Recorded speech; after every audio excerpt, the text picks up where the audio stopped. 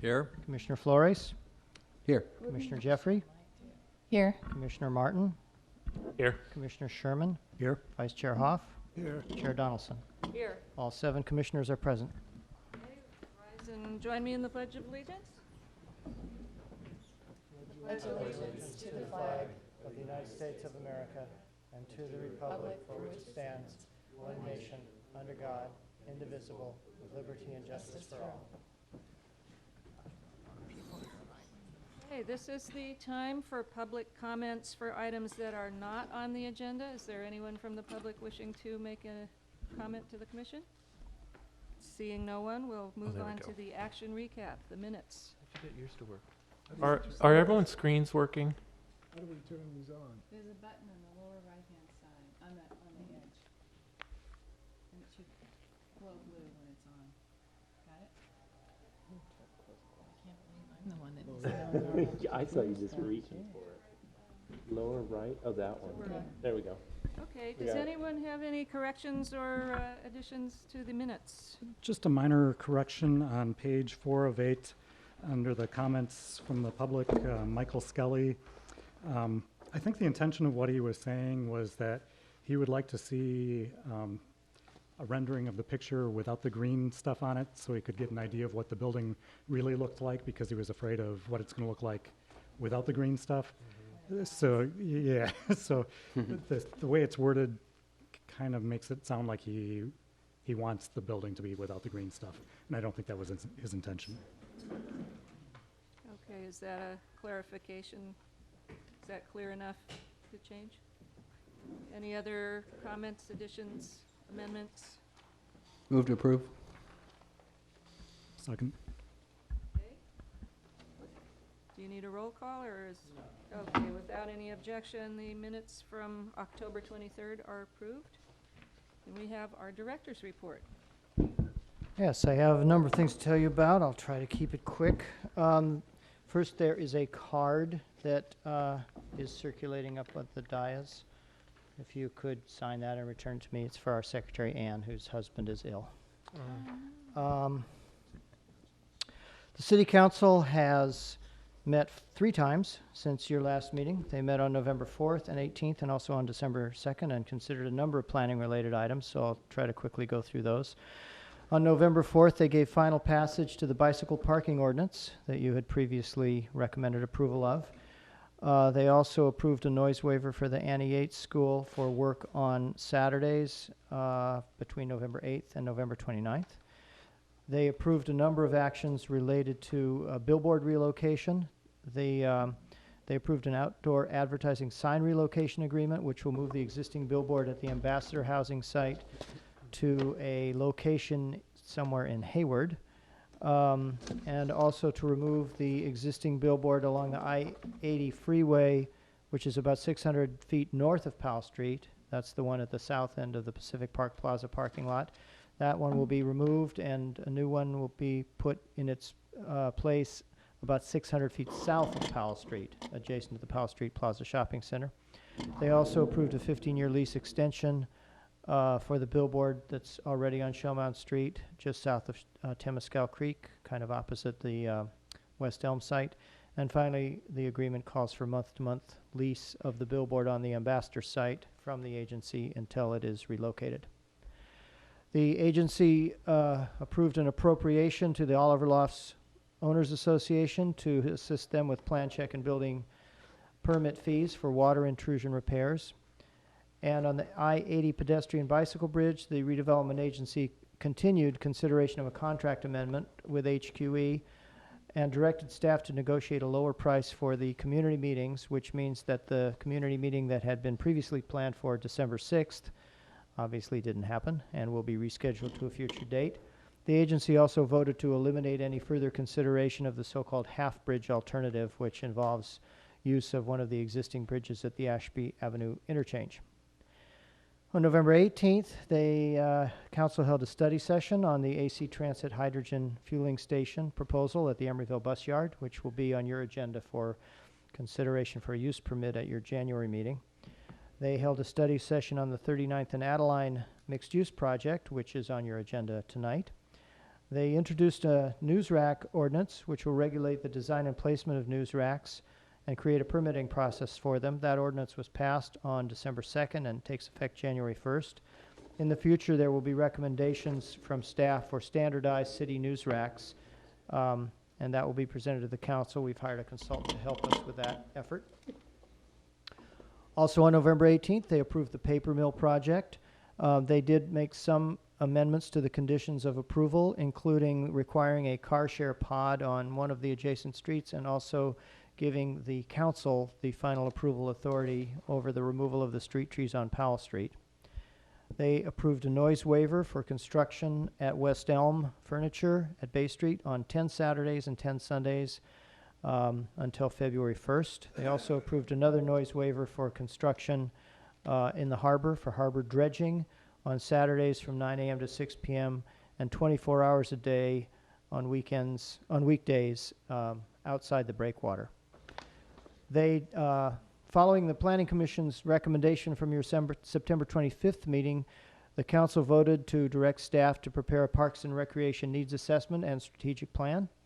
And we are now working on developing an RFP for that effort, which will be considered by the council in January. At least that's our intent at this point. They approved the Climate Action Plan, which was recommended by the Climate Change Task Force and is estimated to achieve the city's goal of reducing greenhouse gas emissions by 25% over 2004 levels by 2020. They approved a first implementation agreement to the disposition and development agreement for the Flatiron project and approved a full-service pizza restaurant, which is called Lane Splitter, as the use for that building. And the agency approved submittal of a $700,000 grant application to Caltrans for the bicycle transportation account to partially fund the South Bayfront pedestrian bicycle bridge. And at their most recent meeting last Tuesday on December 2nd, they considered an amendment to the Nelson Nygaard contract for the alternative transportation study, and they continued that item and gave direction to staff to come back in January with a status report on the project and a reduced budget with fewer community meetings. For the South Bayfront pedestrian bicycle bridge, they did approve a contract amendment with Biggs Cardoza and an increased budget for the construction of that bridge.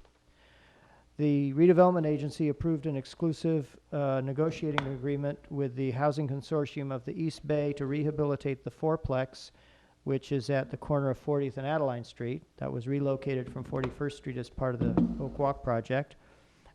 That will be for developmentally disabled adults.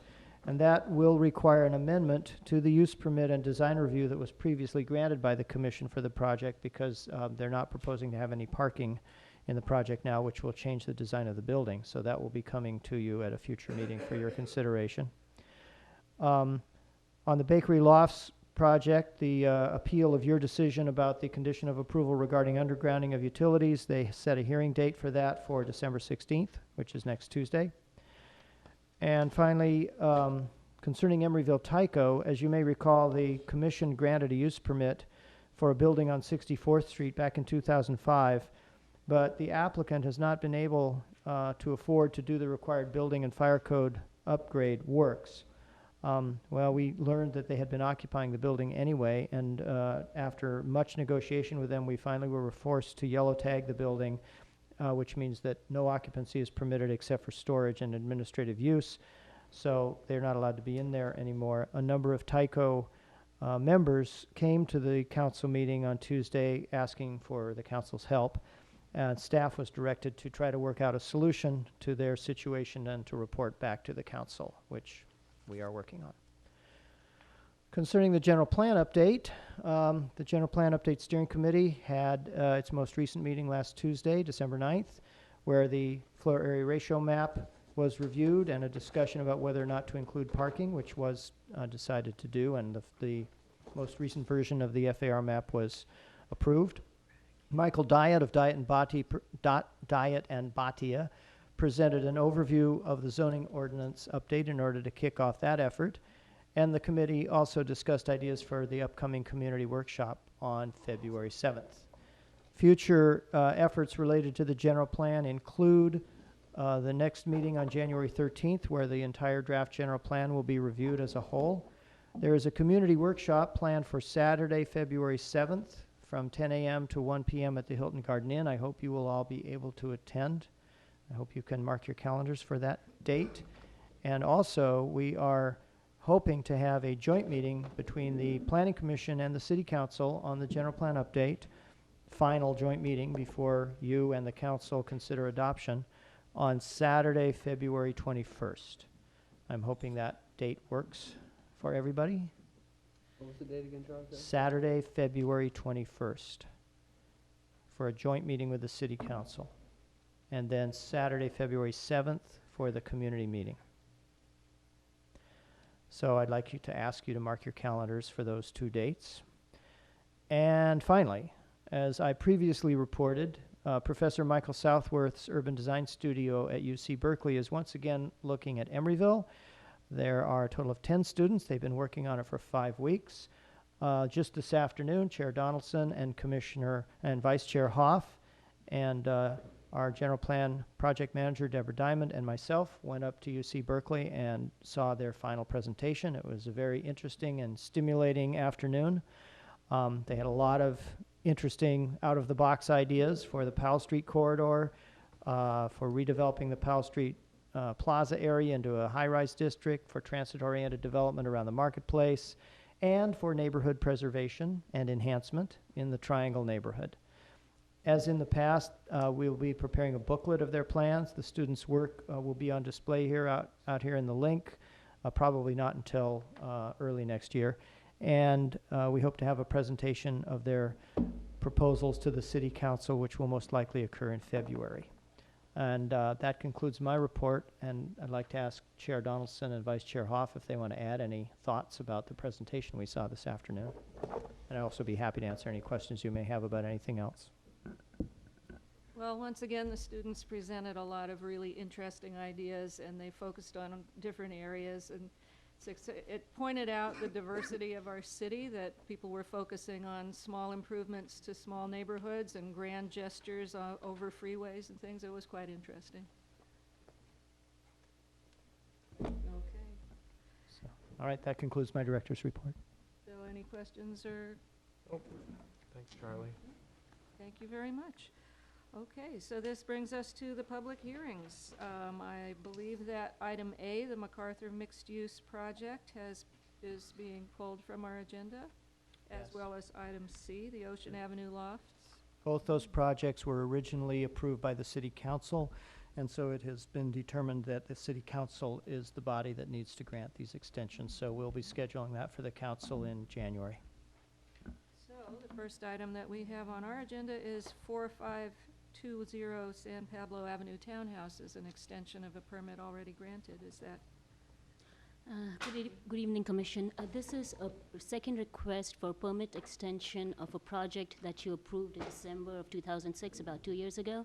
The project includes construction of 29 townhomes at the corner of San Pablo and 45th Street. The first request the Commission approved in January of this year, and this will be their second request. The main reason for the request is the inability to get financial construction loans in the current market. If the Commission does grant this request, this will be the final request. They would need to apply for a building permit by December of 2009. If they are not able to do that, then the permits will expire. The applicant is here. If you wish to ask him any questions. Does the applicant wish to make any kind of presentation or statement? Good evening, Chairperson Donaldson, Vice Chair Hoff. I'm here on behalf, I'm project consultant. My name is Curtis Gaspar, and I'm here on behalf of the owner, Ramiro Marini, who's unavailable tonight to be here. I think he's still traveling. And I just wanted to let you know that we have spoken with several lenders, and there are options on the table for lending. And it is still our plans and our goal to start our off-site or our street work by March of 2009. So we are still committed to move forward with the project. We just had to rework and rearrange some of our financing options right now, and there are a few that are still available for us. but we are committed to moving forward with the project. So I understand this was the prefab townhouses Yes. that were being shipped from Colorado? Yes. So has any movement started at all on the building part of it? Well, a part of the original extension last year was we had to show that there was some progress made with the modular factory that we were working Right. with. And one of the reasons that we needed more time was the construction documents that were being designed. And they were finally, probably like, say, June, we're done with that. But at that time, that's when we began experiencing problems with the financing. Yeah.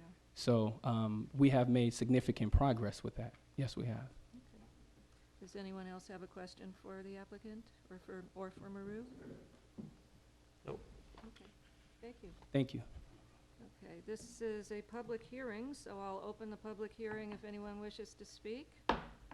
Seeing no one, I'll close the public hearing. I have a question. Can we add a condition if we're on this extension? Yes, you have the authority to modify conditions of approval with an extension request.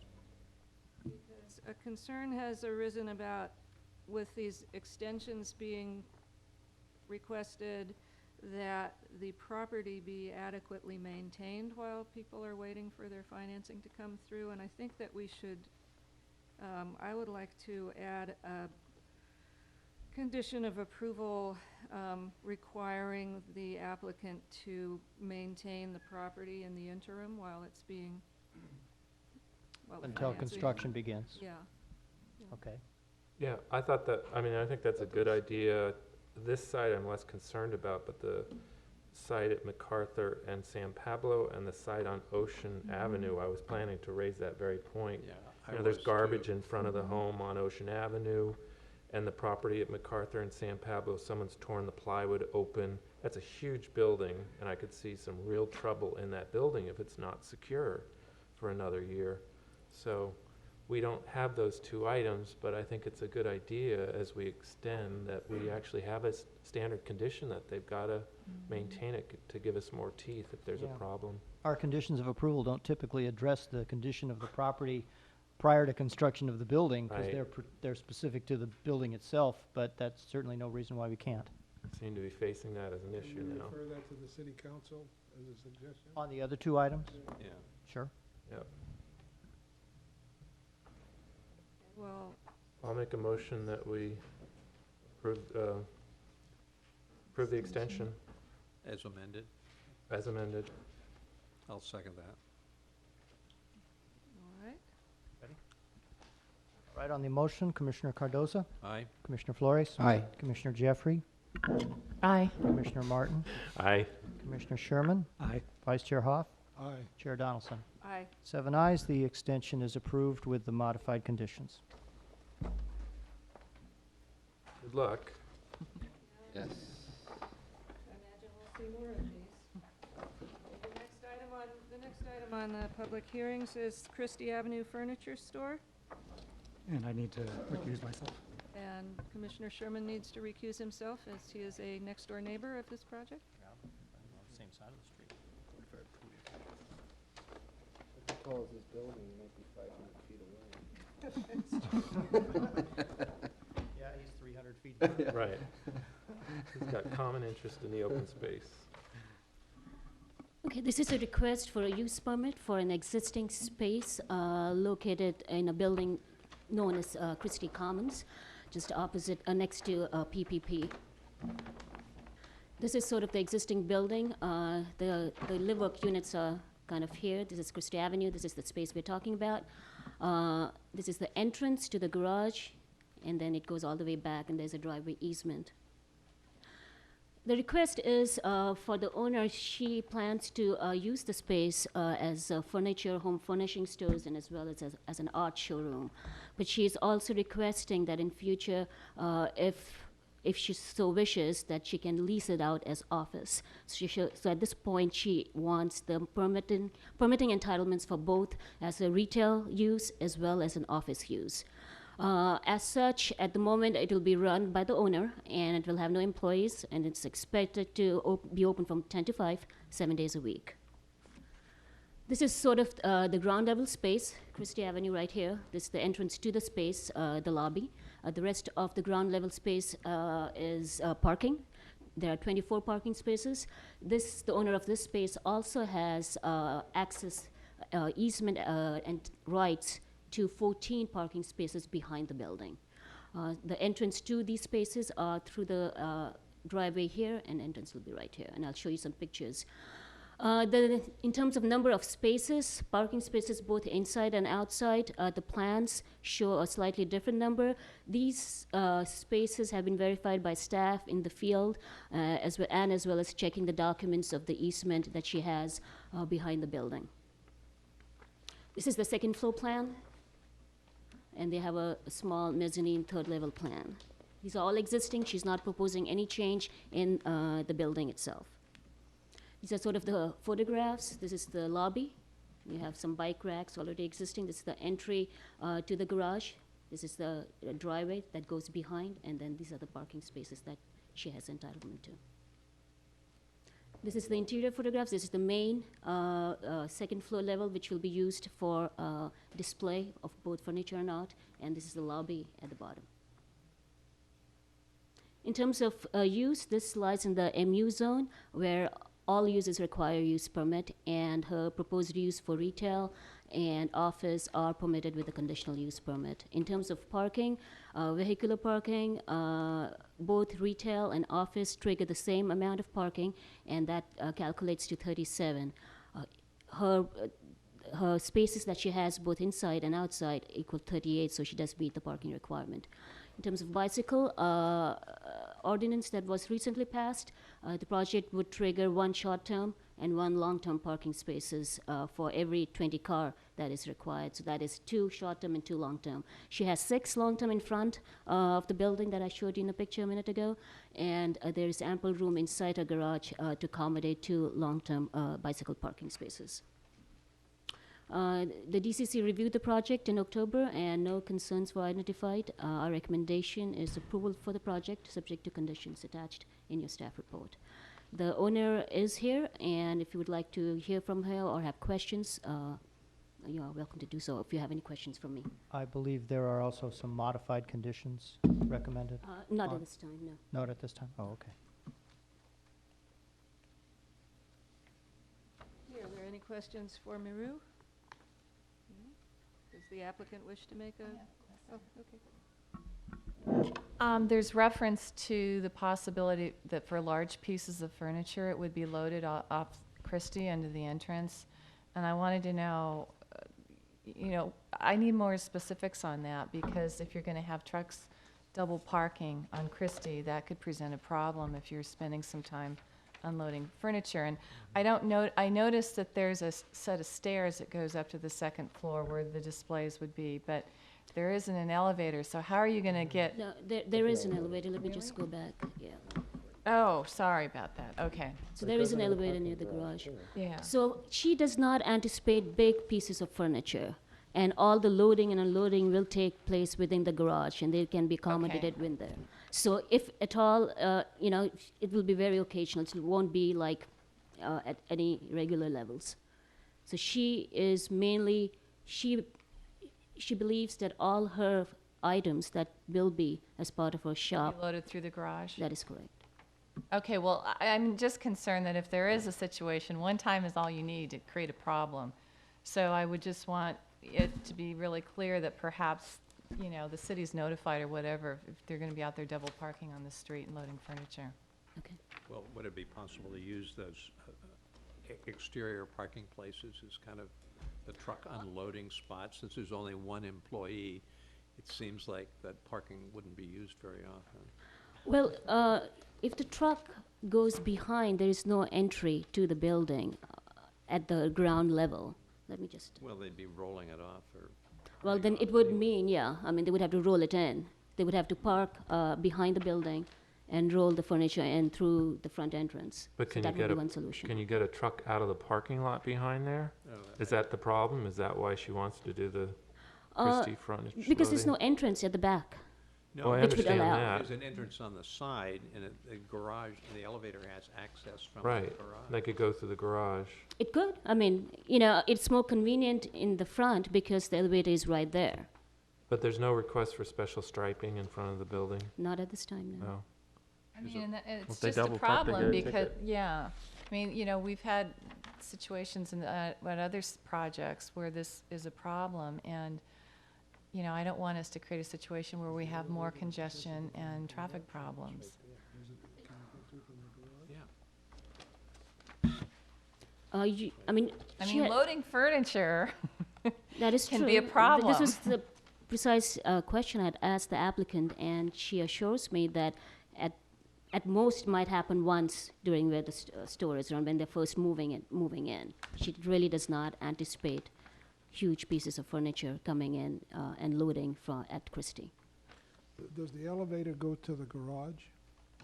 Elevator is in the garage. In the plan, it looks like it's in the garage.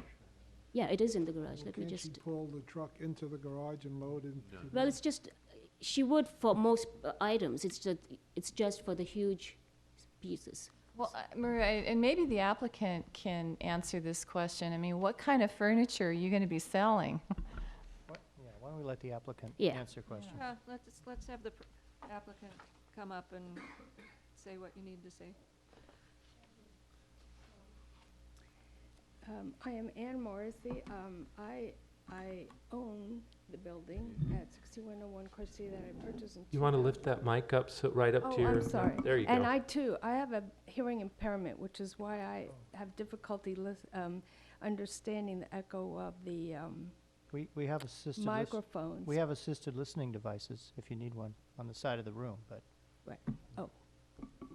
Can you hear me, sir? Yes, we're fine. We can hear you. Okay. But we have Anyway, very briefly, because I know this is very time limited, I bought the building in 2003. It was being used as an office for Telepacific Communications. It had prior to that, in 1994, I understand, it had been the World Gym. And then Telepacific came in and did an interior, a very extensive interior remodel to use it just for offices. So it was downgraded in use. It's been engineered for the vertical and lateral loads to accommodate a commercial gym, which I think is one of the highest uses. But most importantly, what's going on here today is, and I thank you for the opportunity to answer some of your questions. I want to point out that since it has not released in a year and a half, I have no choice but to make it work. I can't afford to leave this building vacant. I've designed a building for the building. I've designed a business for the building. I'm not looking for a building to put my business. It's the other way. This building is ideally suited for this.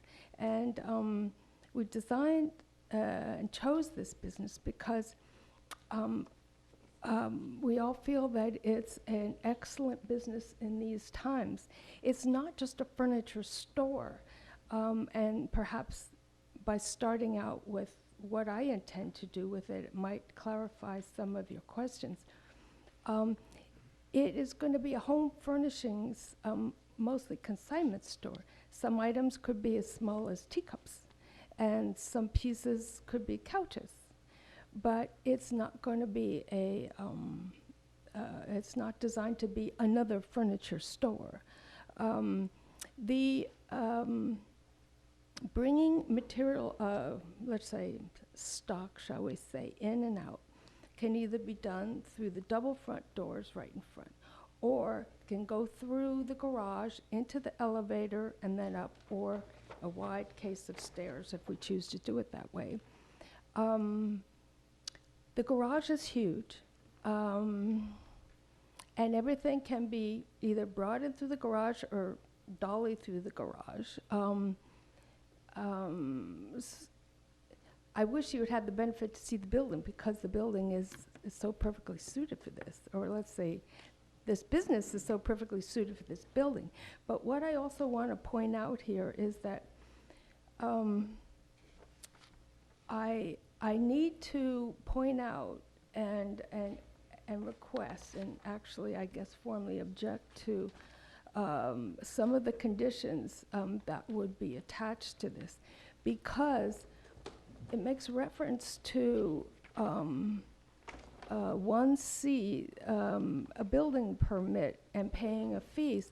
I'm not proposing one bit of construction or new building. And the way it's written in these conditions, starting with, well, the pages unfortunately are not numbered, at least in the, page 1, I guess, of the resolution, should you do this, and I sincerely hope you do, is that, well, let's skip to conditions of approval, page 1. It says under 1A, project approvals, the project shall be constructed. The project isn't going to be constructed. It's there. 1B, approved plans, and make reference to the drawings that I've attached. The drawings are what is there. These are not, and then final building plans submitted. There are no final building plans. And then 1C, which is what I really specifically need to ask you to delete, it requires me to, or requires that I apply for a building permit, and if I don't, and pay the fees, and if I don't, my approval will automatically expire. But again, ladies and gentlemen, Yeah. there is no new construction or building. I don't know what I'd be applying for. So, Maru, can you clarify that? If there is no actual construction of any sort, what does this condition entail? Absolutely. There is no real construction. The building is going to be used as it is. However, there is a change in use. The earlier use was office. Now, the proposed use is retail and showroom. This means that there's a change in occupancy as the building department sees it. So a change in occupancy will lead her to get a building permit. Usually a change in occupancy, something like this, all she needs to demonstrate that the existing building was constructed to the current code, which is acceptable for the use that she is proposing. So it could be as little as exchange of paper, but she would still need to demonstrate that the building, in terms of loads, exiting, comply with the current building codes for the proposed use, which is proposed occupancy. So occupancy is changing because of the change in use, even though there's no construction. And in terms of the language constructed, these are standard language that we use. Yes, I understand that she's not going to be adding or removing any walls, but that's basically it. A change in occupancy triggers a building permit. This is not dissimilar to the situation we had with Silicon Valley College, which is now called Western Career College. When they moved into the Emory Tech building, they proposed no changes at all to the space they moved into. They moved into what had previously been office space. However, under the building code, an office use is one type of occupancy. I think it's B occupancy in a college. In this case, it's a furniture store, but in that case, it was a college, which is a different occupancy. They were required to obtain a building permit because of the change in occupancy type. The building department then reviewed the plans and the building to make sure it conformed to the building code requirements for that new occupancy type, and when they were assured that it did, they issued a certificate of occupancy for the building, but for the space. But the mechanism for doing that is through a building permit, even if there is no construction. So are the plans that are reviewed, do they have to be provided by the applicant, or are they the plans that are already permitted from the previous use, if there's been no change? Well, they would be they would be as provided with the applicant. The applicant has provided us with plans. So I'm not sure. That's something the building division will have to work out. Excuse me, I didn't catch that, your question. Would you say that again?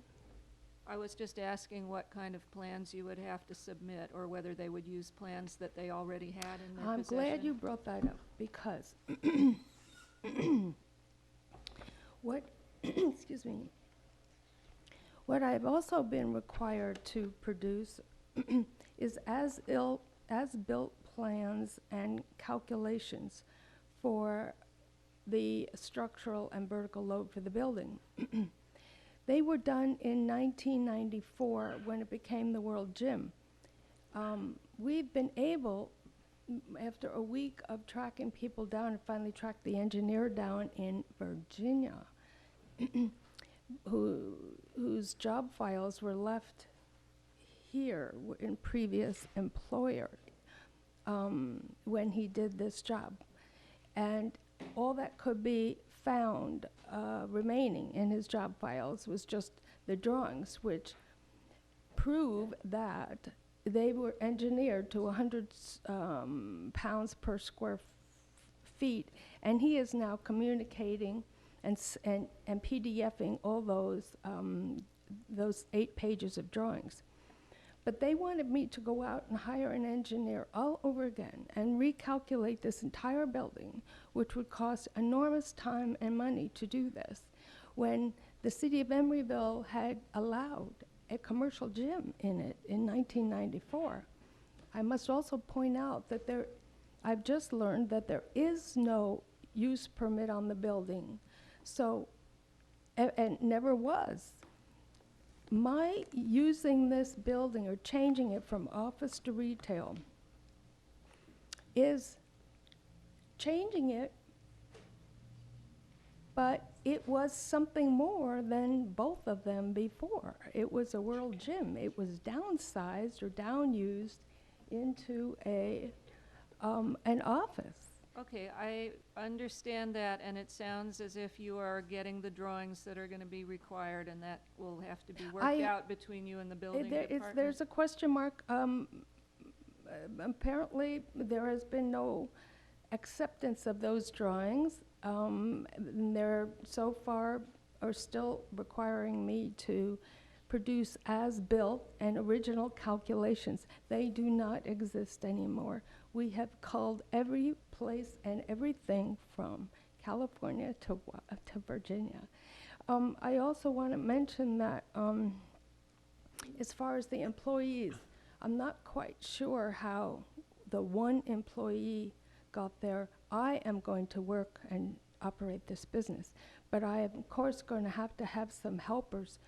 I really don't know. I don't expect to have many, obviously. I want to keep this thing down and run it terribly efficiently. I obviously cannot be there 7 days a week for those hours and do every single job myself.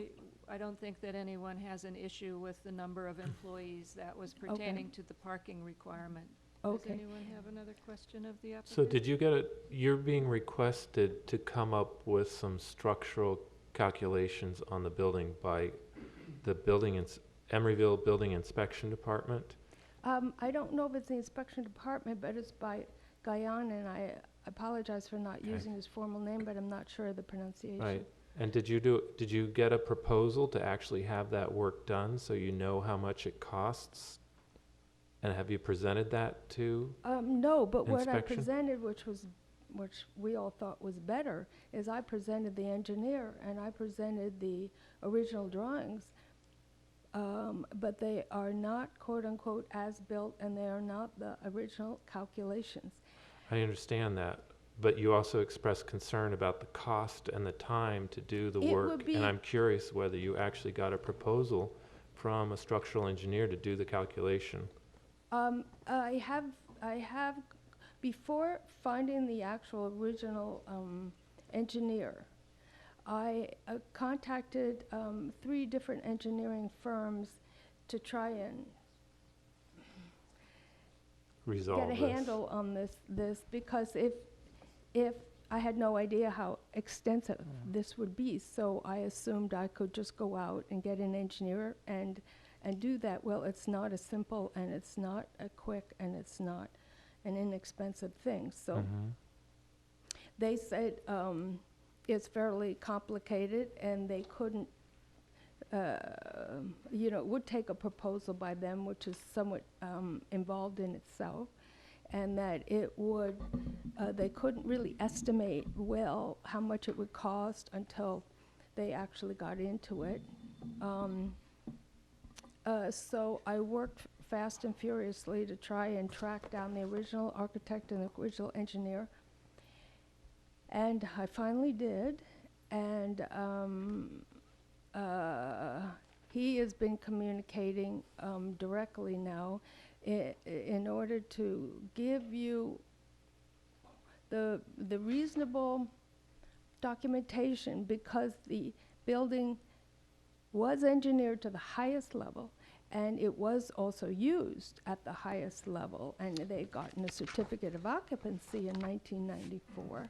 But City of Emeryville apparently did not keep complete records on microfiche, and so it's a matter of putting something into the file that they can kind of get a handle on. And I'm Charlie, is that confirmed? hoping that There is no calcs, load calcs, or anything at all with Emeryville for this building? We don't keep those kind of records beyond a certain period of time. I would just like to note two things. One is the issue about the building permit and how the fees are determined and what the plans are that are required for the building permit, and all those kinds of issues are not really Understood. within the jurisdiction of the Planning Commission.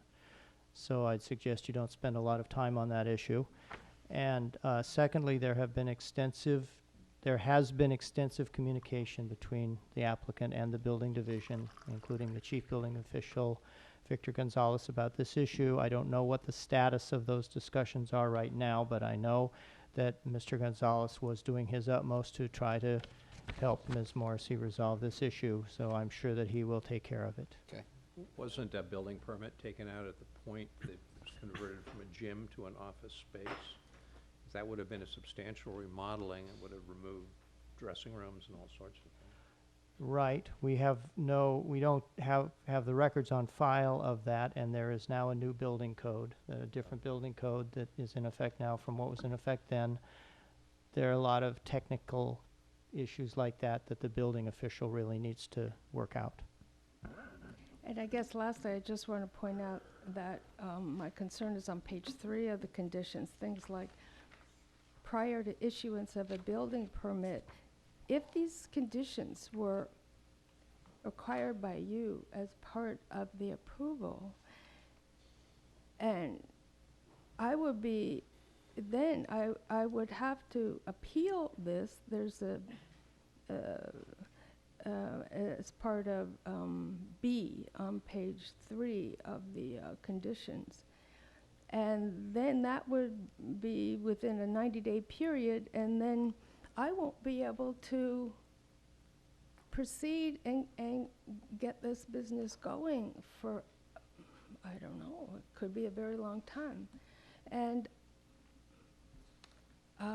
so I really, and also on page 4, building and construction requirements.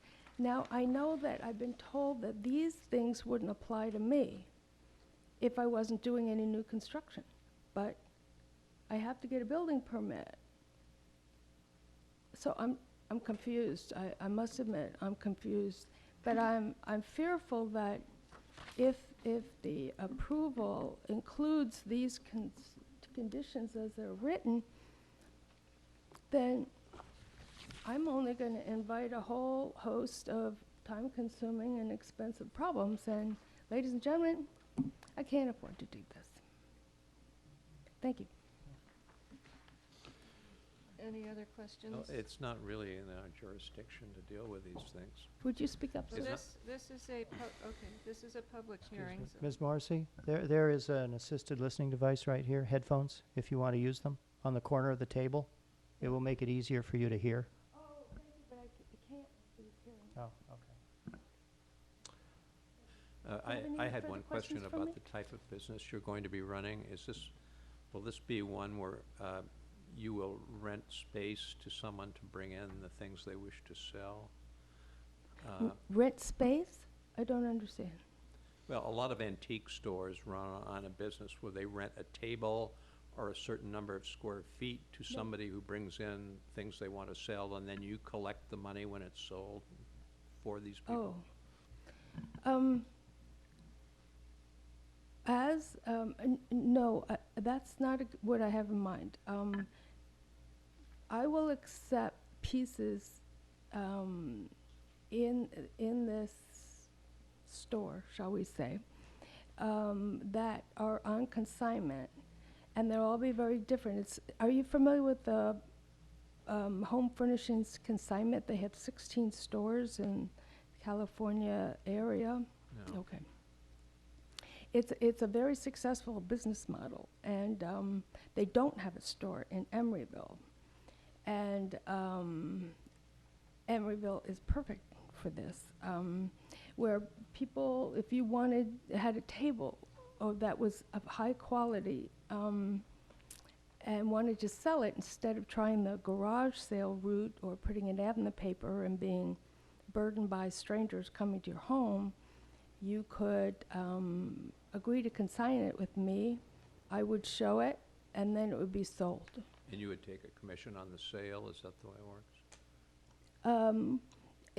Yes, in other words, a certain percentage goes to the business, and then the rest goes to the owner of the piece. I Yes. understand. However, it's possible, depending on how this goes here and whether or not it is can operate successfully, that there may be times when if I would need to purchase items to sell, I'd like the flexibility of doing that. But I'm not going to be a showroom carrying only a few lines of retail. I think you were saturated in that market. So what it is, it's almost kind of like a museum. I mean, it's really fun to come in because the inventory changes all the time. And it's essentially recycling. But I'll only work with very good quality furnishings. Okay. And Okay, I understand, thank you you. understand. Thank you very much. So I'm resistant to, but I have one question, and that's about the office use. If this isn't successful for a retail space, what is your vision around the office space? Is your intention to subdivide the space physically for office, or how does the office part Okay. work if that happens? The space, as I mentioned, has been used by an office, and I would like to keep that as it is and just now use it for this retail. There will be, my office area in there and whatever other office functions we have going. But I would like to keep it. In other words, I am essentially asking for approval to add this to what I thought already was a conditional use permit, but apparently that's not technically so. But I would But like to. physically, how would the space be subdivided to accomplish an office use in there? Have you thought that through, or that's just an option you want to I have? really am not proposing that it be both at the same time. Oh, okay. I'm only proposing that I be able to use this and make a business out of it. But should the building ever get sold, should a new owner ever come in and they have more of a need for an office, which essentially it can be used for and has been used for, then I'd like the leeway of doing that so they don't have to come I back understand. and go through the process Right. again. I thought your intention was to possibly combine the two uses, but now I understand. Okay, Thanks. Okay. thank you, sir. Thank you very much. Thank So you. this is a public hearing. Is there anyone from the public wishing to speak on this? Should make a very brief comment. Thank you for asking the question about parking the trucks out in front on Christie. I think the way that could be resolved is to park the trucks in the, You can pick up the microphone. thanks. There's a wide Identify driveway yourself. between And you Pacific have to Park state who Plaza. you are, John. I'm sorry, John Sherman, live at Pacific Park Plaza. Thank you. So I think there's plenty of space to park a truck in this driveway area because it's very wide. So I don't think they'd have to park the truck on Christie. And I think this is a great use for the space. Great. Thank you. Is there anyone else wishing to comment on this? Seeing no one, we'll close the public hearing. I can sympathize with the applicant about the challenges here. I also understand the city's responsibility to make sure that what's being proposed and used here is safe and was done correctly and meets building code. That's part of the hoop you're being expected to go through here, is to demonstrate that fact, and not rely on the facts that the building was retrofitted in 1994. It needs to be demonstrated to the satisfaction of the city every time there's a change in use. So beyond that, I think the only question I have to staff is the language to the conditions are about a building permit. Is this an occupancy permit or is this a building permit? No, it's a building permit. Okay. It's just a building permit doesn't have any construction related to it. Okay, But but that's the term we call it, is a building permit. A building Okay. permit gets issued, and we, inspect the property to make sure that all code requirements are met, and if they are, then a certificate of occupancy is issued. Okay. Charlie, I know this is sort of out of our realm if we continue talking about it, but does fire come up too and sprinkler systems? Oh, yeah. So 94, I mean, Yes. I all can that. emphasize too, or empathize as well. We go through this a lot. I've been through this a lot. I think the best bet is to find the best structural engineer that is hungry, and I have a list for you. There's a lot of hungry ones out there. And just try to keep the costs down as low as possible and work directly with Guyan. This must have gone through a building permit when it Oh, changed yes. from a gym to an office. It did. They don't have the records. They don't have the records and the building code has changed. Oh, true, but And it's a I different mean, occupant. Yeah. whatever so- was done for a gym is meaningless anyway. because It's just a matter Well, of maybe it having the would- loads and understanding that it's going to be fine for the use. It's really just, Right. Maybe it would be more clear if it was called a building approval permit rather than just a building permit, but. Well, and it seems too that it appears that staff is trying to accommodate Ms. Morrissey to the greatest extent possible. So I would encourage you I know it's frustrating, but I would encourage you to work with staff and perhaps this will not be as expensive and involved process. If you can get a structural engineer on board and they can do something for you quick and take that to staff and work with them and see what can be accomplished. I'd move approval I as second. staff recommends. Frank seconded. Yes.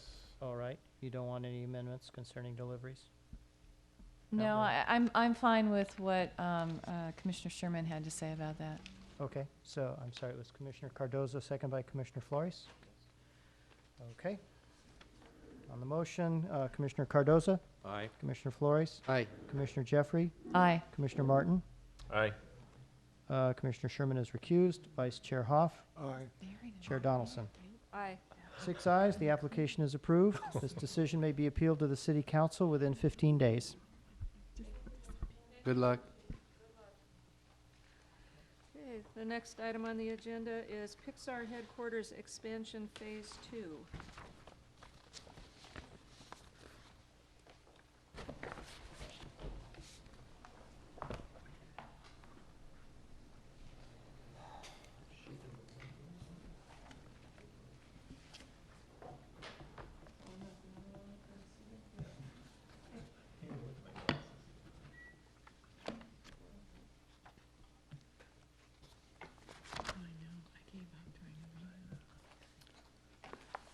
Okay, this is phase 2 of Pixar, a final development plan application.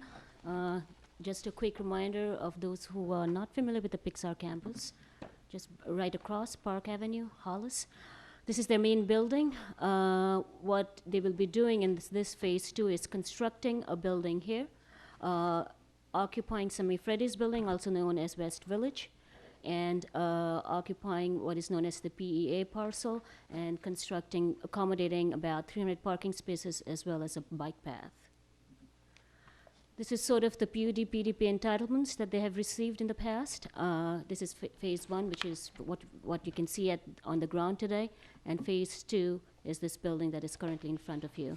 Later phases, phase 3 will have buildings on this side, and phase 4 will remove the existing West Village or Semi Freddy's building and have a new building there. So this is phase 2. This is the building, about 155,000 square feet. It also includes a 7-foot wide landscape area on Hollis. I'll give you a few details in a bit. And it also includes a 40-foot linear park running between Park and 45th Street. So the landscape area on Hollis, what will happen is that the existing fence will be relocated 7.5 feet towards their property to create a wider sidewalk, about 15.5 feet. It will include planting of new row of trees. They have also now proposed, in response to a commission comment in August during a study session, that this corner between Hollis and Park be activated. One of the suggestion that the commission provided was to plant oak trees, which eventually would form a canopy not too dissimilar from the old City Hall's canopy. Just for your information, and it's something that's also that you'll be recommending approval or making a decision, is that 2 trees will be removed at this corner to accommodate this. There will also be a couple of benches. Another commission comment in the study session was possibility of undergrounding existing utilities that are located at this corner. Upon further conversation with Public Works staff, it was determined that these utilities cannot be made underground due to the nature of their use, and so they will remain in this proposal. Peru, I wanted to ask you about the utility boxes in that figure you just showed. Where, I see the tree planting locations there, but where are the utility boxes? Are those? They have been shown. You can't see it in this view, but in one of the plans, you can clearly see where the utility boxes. They will remain where they are, essentially. Is it the yellow square that's on this plan? Yeah. You have to come up to the microphone if you're going to speak. The yellow square that's on this plan is the yellow box with the graphic on the front. One thing that's not on this plan, but you'll see it in our presentation, is that the signal pole is also in the corner.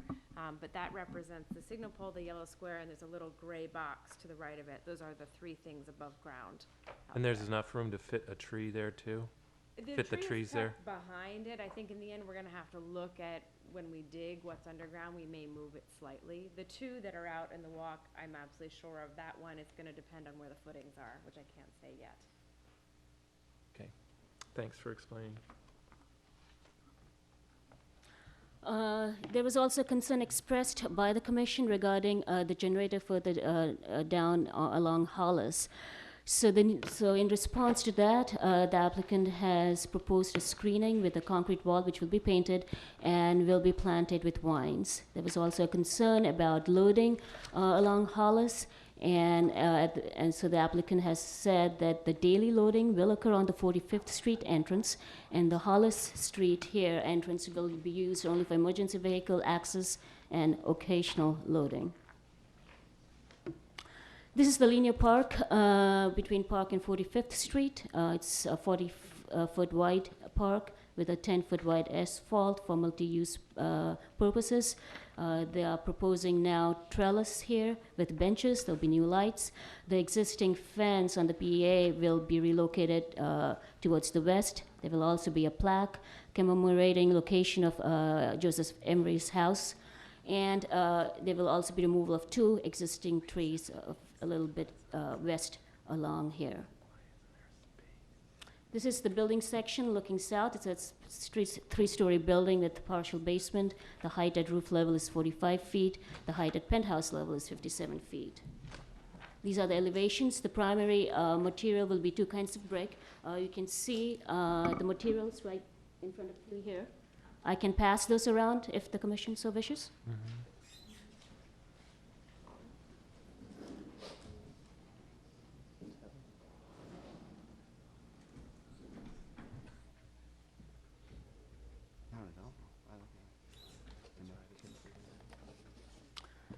These are the sectional elevations from Hollis Street. We are west here, western portion of Hollis frontage, and this is the corner of Hollis and Park.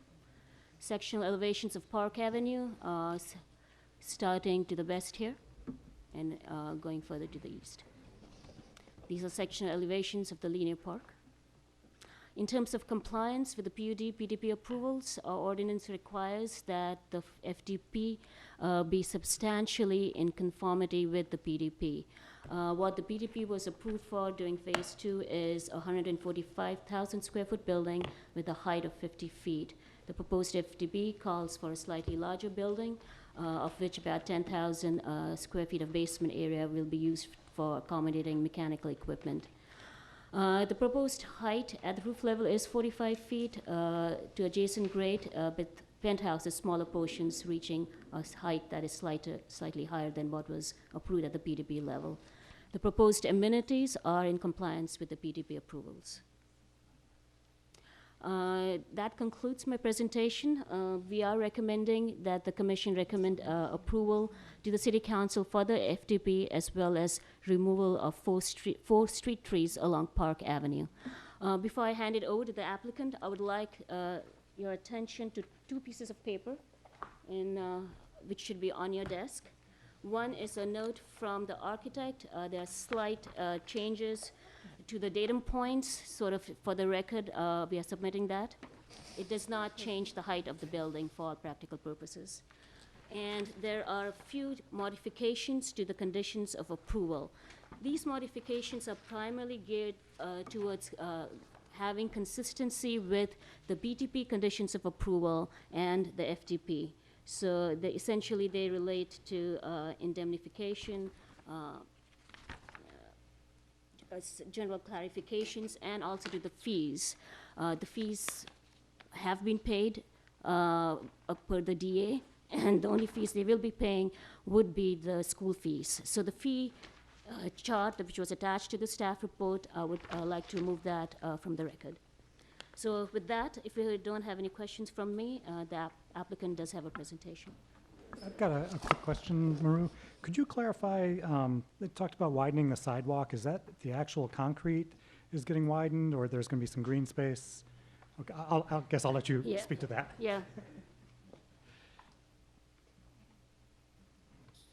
So would you like to hear from the applicant now? Yes. Yes, please.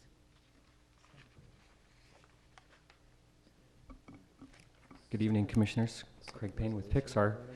It's my pleasure to be here this evening. Thank you for your time. Tonight, we're one step closer to our FDP approval, so I really look forward to your support.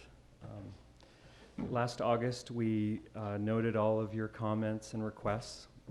So tonight, we're here to respond and show you more detail of what Maru just presented. I have with me Andrew Wolfram, who's with Perkins & Will, the architect, and Sarah Keel, who's with PWP, the landscape architect. One thing I would like to note in the staff report, it was requested at the study session that I meet with the owner of the Promenade Shopping Center. Unfortunately, I have not been able to schedule that, so I don't have any feedback for you this evening. But there is a meeting scheduled next week, and I'll be able to, give any feedback back to Maru at that point. So I'm sorry I don't have any a report to give you this evening on that. With that, we'll get started. Let's see here if I can do this right. Is that one? Oh, wait. Okay, I need coaching here. Okay, so we'll just kind of give a quick introduction. Here's our campus, which I think everyone's familiar with. And this evening, we're going to be talking about the Hollis Street improvements, the improvements along Park Avenue as well. Obviously, the new building design will be presented, the parking lot expansion, and the linear park and bike path. So with that, I will pass it off to Sarah, and we'll have the opportunity to answer questions later. Thanks. Thank you. Good evening. Thanks for allowing us to come back and present our response to your comments from last time. I'm gonna talk about the landscape and site work. If you look at the overall landscape plan, it probably looks largely the same. A lot of it is in the detail, particularly in the public realm, particularly at the corner of Hollis and Park, and also at the center part of the linear park near Arizmendi and Starbuck. The existing condition on Hollis Street has a sidewalk and a series of street trees backed up by a gravel band and a fence planted with roses. The proposal will move the fence from where it is now so that it will be located 7.5 feet off of the back of sidewalk. Previously, we had showed you this plan, which just turned the corner and had a series of benches along Hollis Street and sort of was based around an idea of street trees. The design has changed quite a bit based on the feedback we've gotten. One of the things is that the planting along Hollis Street is much more garden-esque and much more varied, in keeping with some of the floral displays you see along Hollis Street. As well, we've removed benches in that area. We've also moved the fence back at the corner of Park and Hollis on the Park Street side to make that a more generous corner, and taken over an area in the street right now that is simply painted off with sort of a cross-hatching to make that a wider area where we could have benches sort of immediately adjacent to City Hall. In addition to the sort of amenity this gives you in terms of seating and the new oak trees that are planted there, it also solves a major drainage problem along Park Avenue in a way that is much better than it ever was in the plans. So how many feet are you setting back off of If the you- corner there? I believe it's 7 or 8. I actually should have that on the top of my head, but if you look outside, it's painted in the asphalt now, and so you can get a good visual on it out there. It can't be set any further out because you can't make a right-hand turn, so it's set to the edge of the right-hand turn lane. And the indentation of the fence? The It's existing 10 feet in. 10 feet in. It's the maximum. We originally, actually, our design proposal was to take it further out and make more of it, but just in terms of vehicular turning movements, it's been maxed out. The boxes that you see on the enlarged plan, we did a little plan without the trees showing their canopies. So you can see the yellow box, the gray vault, and then the signal pole that's on the corner there. And we are proposing that the area shown to the south of the sidewalk be a brick paving, and obviously we'll have structural soil for the trees and that kind of thing per your code. I have a question. Are you saying you're going to extend the sidewalk out into the street? We're going to extend it into an area that right now is just painted in the street. Yeah, it's And sort of a bulb out. How far would that I go? wish I could call the dimension up right this second. I apologize. I believe it's about 7.5 or 8 feet. That you'll be bulbing out? Yes. And that's okay with the traffic engineers in terms of having that bulb out there? Yes, I think it's been submitted. It's actually a painted bulb out now. Yeah. This would be making it a real bulb out. And how far in does the fence go from this 10 feet. 10 feet? So there's about 17 feet. Yeah, and I think right now it's a very tight corner, so going to both sides will actually make it more significant than either one of them by themselves.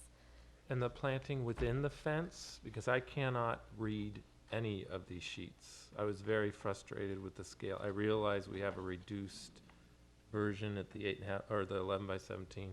I couldn't read any of the details, so I'm curious I'd what be- this whole planting scheme is. Okay, I'd be happy to provide any of it at a larger scale. We originally did and were requested to give it in at this scale. So I also have photographs of the plants that we propose at the end of my presentation, which I can show you in more detail. Okay. But while we're here, what is on the right side of the image you have displayed? What's the intention? It looks like you're creating a woodland there. Is that the idea, to create a native woodland, or?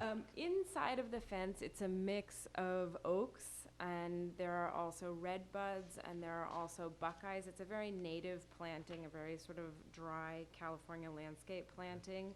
Outside of the fence, we have the sycamore trees that are sort of the formal street tree along Park and Hollis that's broken at the corner with 3 Shumard oaks that have enough of a vertical scale that we feel they won't interfere with the traffic, but will connect to the park landscape. Then there's a sort of floral planting that is, pardon me? I said they have some dawn redwoods in there too. It looks nice. There's a sort of floral planting that happens more in the actual sort of space between the fence and the back of sidewalk, and I can give you the full list of plants for that when we get to the photographs. And one of the things I suggested previously, if you're not doing something major with the building, was to actually underlight the Yes. 3 specimen trees. And so that is part of the proposal. Okay. So the trees would be uplit at night. There are 2 lights per tree specified at this time. That's something we want to work with you carefully on relative to the lighting of the dome and also with dark skies and just making sure it's not a nuisance. We're not right near residential. Right. It should You be know, okay. this scheme that you have out, it is not reflected in your plans. What do you I'm mean? looking at all the plans, like here's page C41. It shows no indentation of the fence. You have to look at the L plans, the landscape. Is it on the landscape plan? Yeah.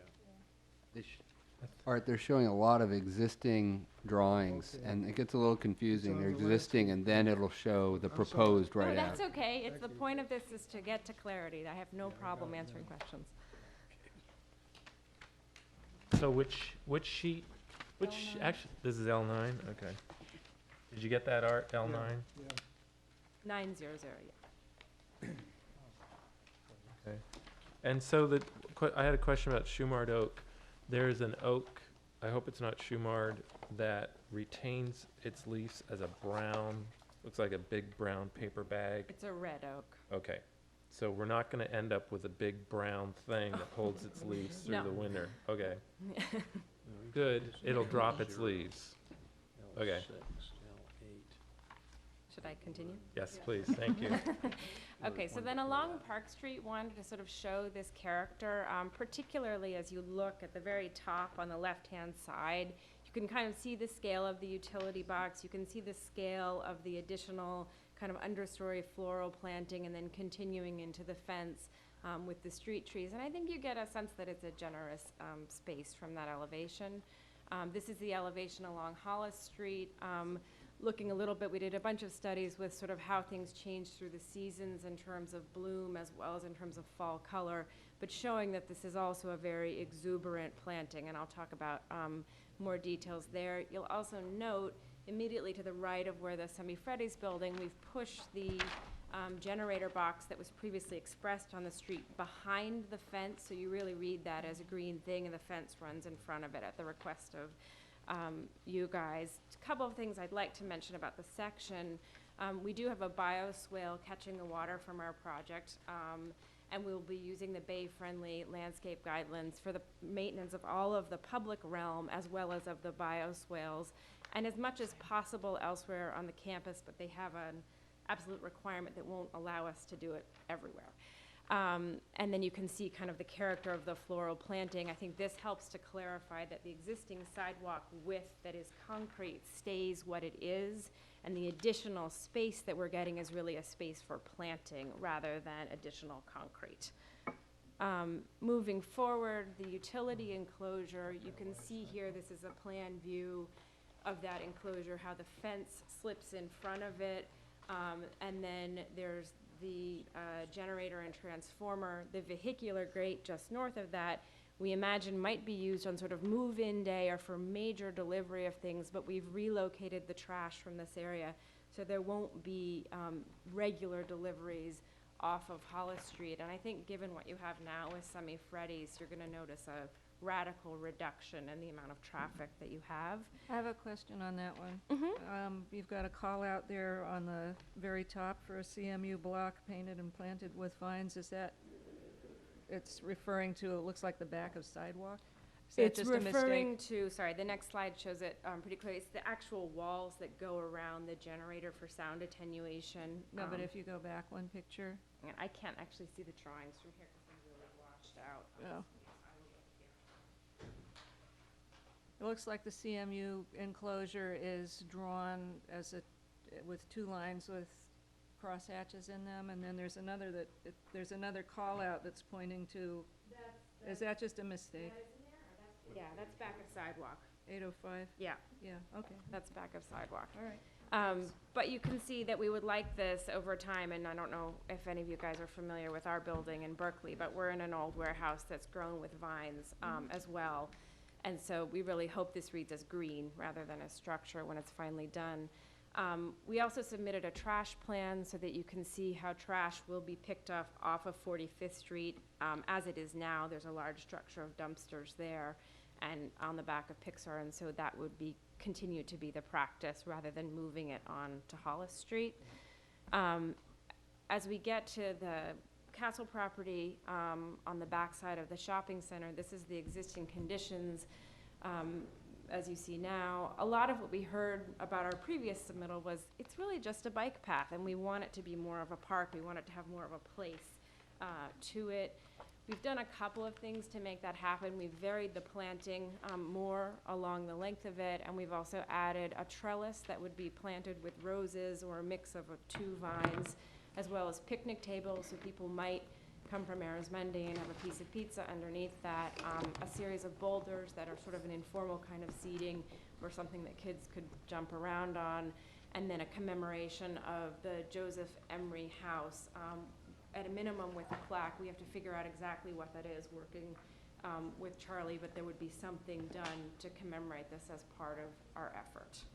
So the 3D relief is no longer I don't know. I mean, what we basically are saying that there's something would happen. We have an idea about an amount that it might cost. I think the thing is that the trellis is an expensive object, and we're weighing sort of how to do that. So I think with Maru, we've worked out that the trellis is more important, and we'll figure out how to do the commemoration as part of that.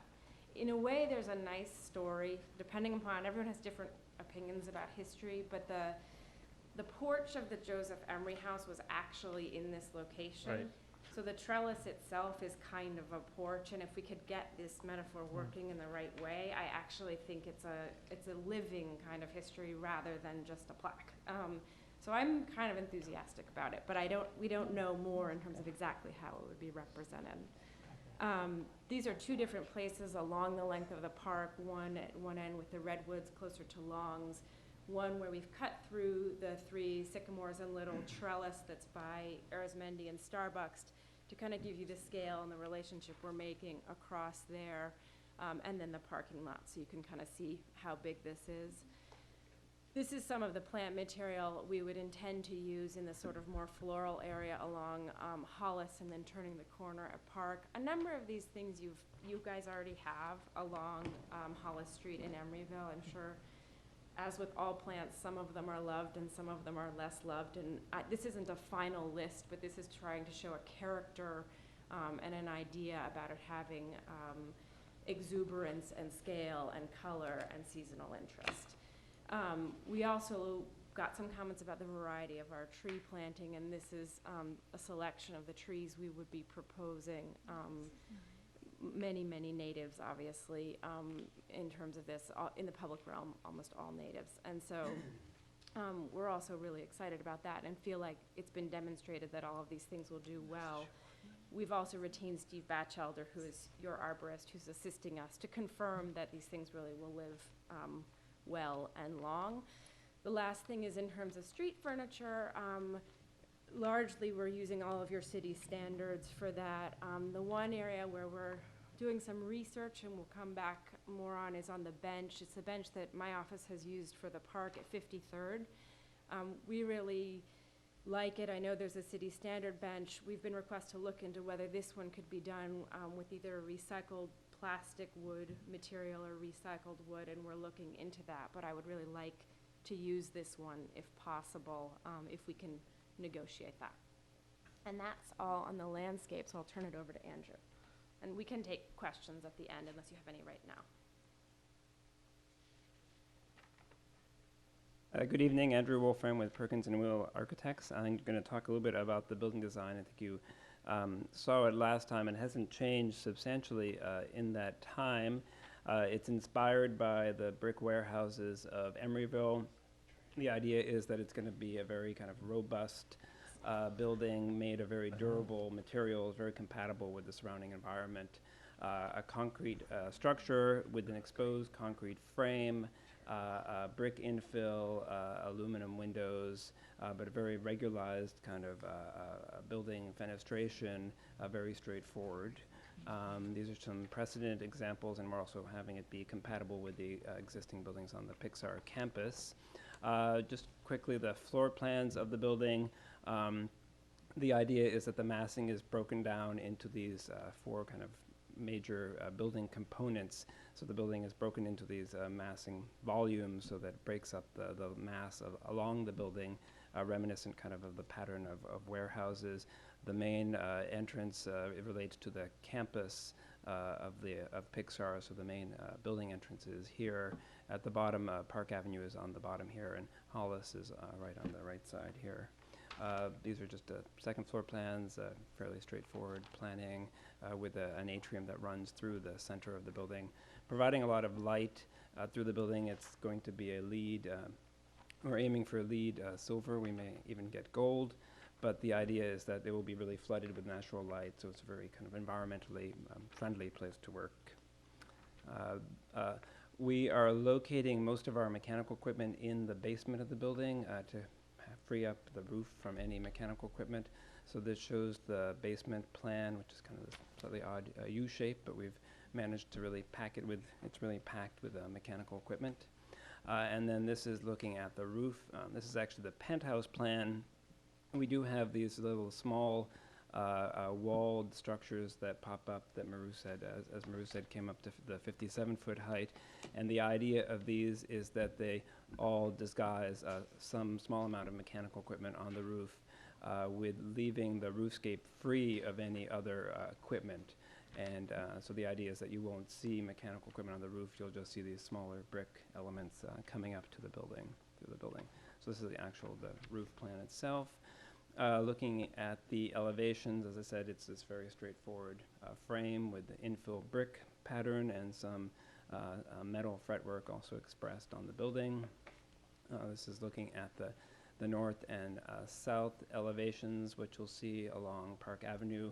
You'll have a regular pattern of windows that you'll see these from City Hall. So at night, the building will have kind of a nice, friendly view from City Hall of the windows, people working in the building. Can we go back? I want to ask you. Sure. What was your idea in having the concrete vertical asymmetric in relation to the window and the brick treatment? Some of that relates to the programming of the spaces themselves, the way the spaces behind are programmed. We have a regular structural grid, and then depending on how the programming of the building works, some of the window pattern is asymmetrical. Some of it is a way just to kind of enliven the facade a little bit.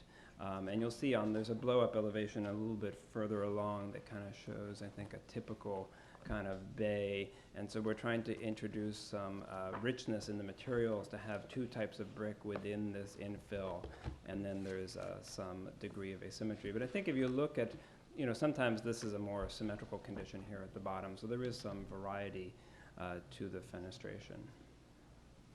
But it was deliberate, It's both deliberate, in yeah, relation to the floor yeah, plan and yeah. to the exterior treatment, okay. This is a cross section. There is one part of the building that's kind of a decorative feature in the atrium. This actually does come up to a height of 68 feet. It's completely open to the 3rd floor, so it's not a structure that's on the roof, but that is the kind of the tallest piece of the building. Is that a chimney? It's not a chimney, but it's meant to be reminiscent of a chimney. There is actually a fireplace in the bottom of it, so yes, I guess technically it is a chimney, but not the whole thing. It's meant to be kind of reminiscent of industrial architecture that might have something like that. This is a little drawing we did of the sight lines, what you would see across Park Avenue. So here we are on the sidewalk in front of City Hall, and we're just demonstrating that this is the typical kind of the little penthouse structure that's a brick-clad structure. We do have some intake louvers. They're not it's not like a piece of equipment, but these are louvers. But even those won't be seen either from Hollis or from Park. So we feel pretty comfortable that the roofscape is going to be very, very attractive. And could you go back there? What is the height of the parapet, the main parapet of the building? So at that this point? is 57 feet. This is 59 feet. Above grade? Above grade, yes. Yeah, so the parapet is a 2-foot parapet. And the- 59? Okay, I thought it was 40 something. No. Oh, 59, okay. And the wall treatment of those Of this? treatments, right? 'Cause This is all brick. Okay, so in views from the link and other places in City Hall, you just see a brick face to it? Yeah, that's right. Projection, okay. That's, as I said, this is that blow-up elevation. I think we have the material board.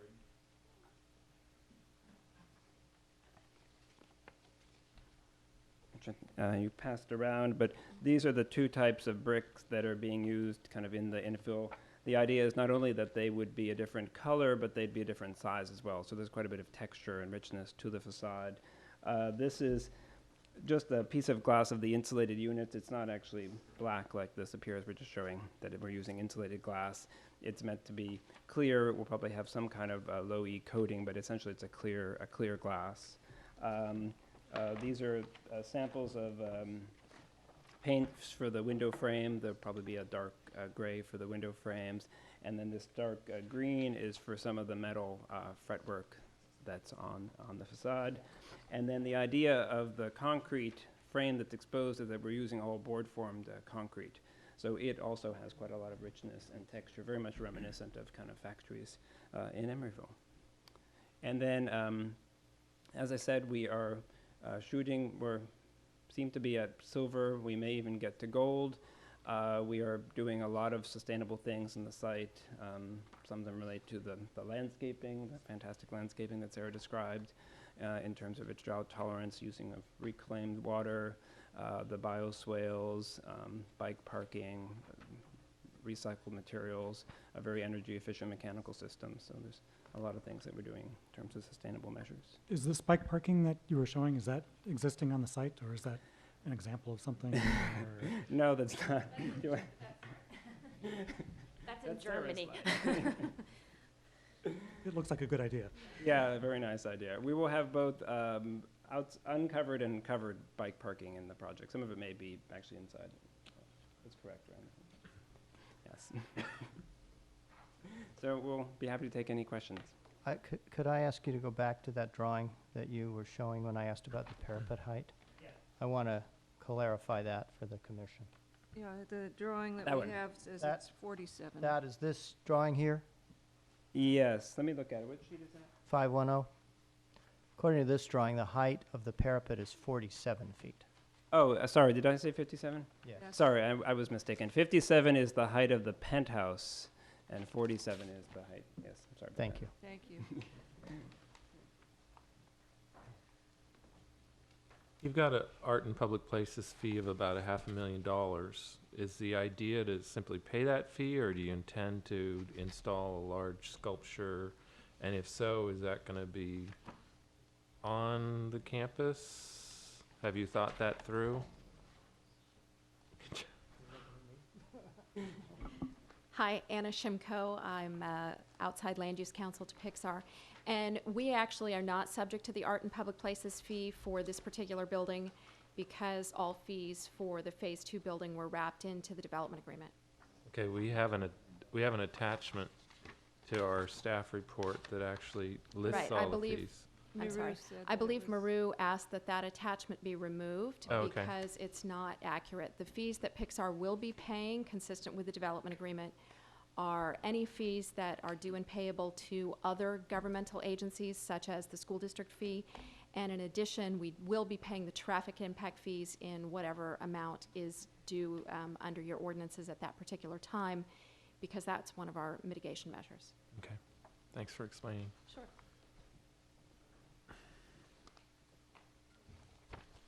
Does anyone have further questions? Do you have more questions? Oh, there was a question, I think we all, or some of us, expressed some concern about the entry at the park where the trellis is. Is there a slide that sort of shows that, and can you describe what's going on there? I saw some green on the campus side, that patch there, but Here? is that existing? Yeah. The 3 trees in the trellis shown between Arizmendi and Starbucks are existing. Everything shown from the back of the existing parking lot over is proposed. Okay. Does that answer your question? I guess so. I know we talked about having activation there. Is that really meant to be in you know, employees going out and eating and coming back, or will they be subject to going out the front door? I'm sorry, there is a gate at the back see of the gate, the yeah. parking lot, and so and the sidewalk that allows them to pass through. Sure. And the Right. gate, I think one of the points I think I raised previously was the idea of enhancing the entryways so that people feel like the wall is broken. And I'm getting the impression from this that the idea is to just mask the gate, create the plaza area, but mask the gate, probably with a similar treatment to the existing fence. Yeah, the gate is something we're not calling extraordinary attention to, mainly because I consider this really to be the public realm, and since it's it's private and you can't get through, I think we opted to make it more about making making the space you want to be in, be with the trellis and the picnic tables, and not sort of calling people to somewhere they can't go. And that's true for the Hollis gate as well? Yeah. Okay. But you can go in and out of it. If I work at If you Pixar and I had a want to card go key, get, you could go in and out of it, and people do now, I've seen them. oh, it'll you be know, card keyed. It'll be card keyed. Okay. Yes. That's it. It's card key, and people do now walk around and go to Starbucks because you see them walking back. Okay. Great. And what are the trees on the right side where the property line notches out on the east side of the trail? Immediately across from the existing sycamores that are at Arizmendi Starbuck area are also sycamores to try to make a relationship across the parking lot. Just to the north of that, there's sort of a series of live oaks. And two things I actually forgot to mention. We are transplanting trees, which was part of our initial submittal. And 3 of the large trees that are being transplanted are proposed for this area to go back into the public realm. So trees of significant caliper and spread will be located right at the center here to kind of, with the gateway from San Pablo, they'll be there.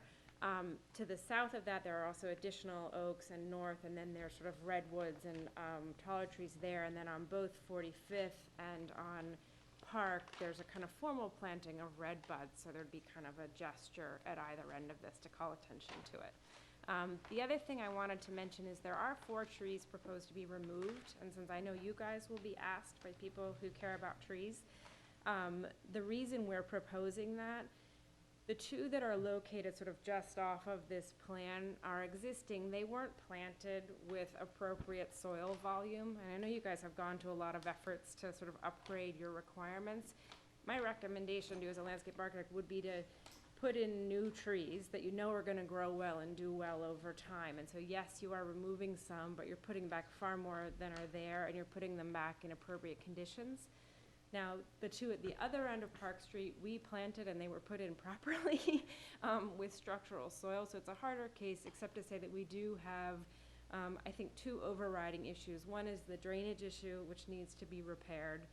And the other is the desire to make a public gesture that's sort of significant for City Hall. And so that's why we want to stop the line and sort of pull it back. But so just, I know you'll be asked, because trees are really important to people, so. And the sidewalk on Hollis, that the concrete is going to stay the same? Yeah, it is. I believe Patty said last time, don't you dare make it bigger, and maybe you said, we please have a make little it difference of opinion. And I think you said, do make it bigger.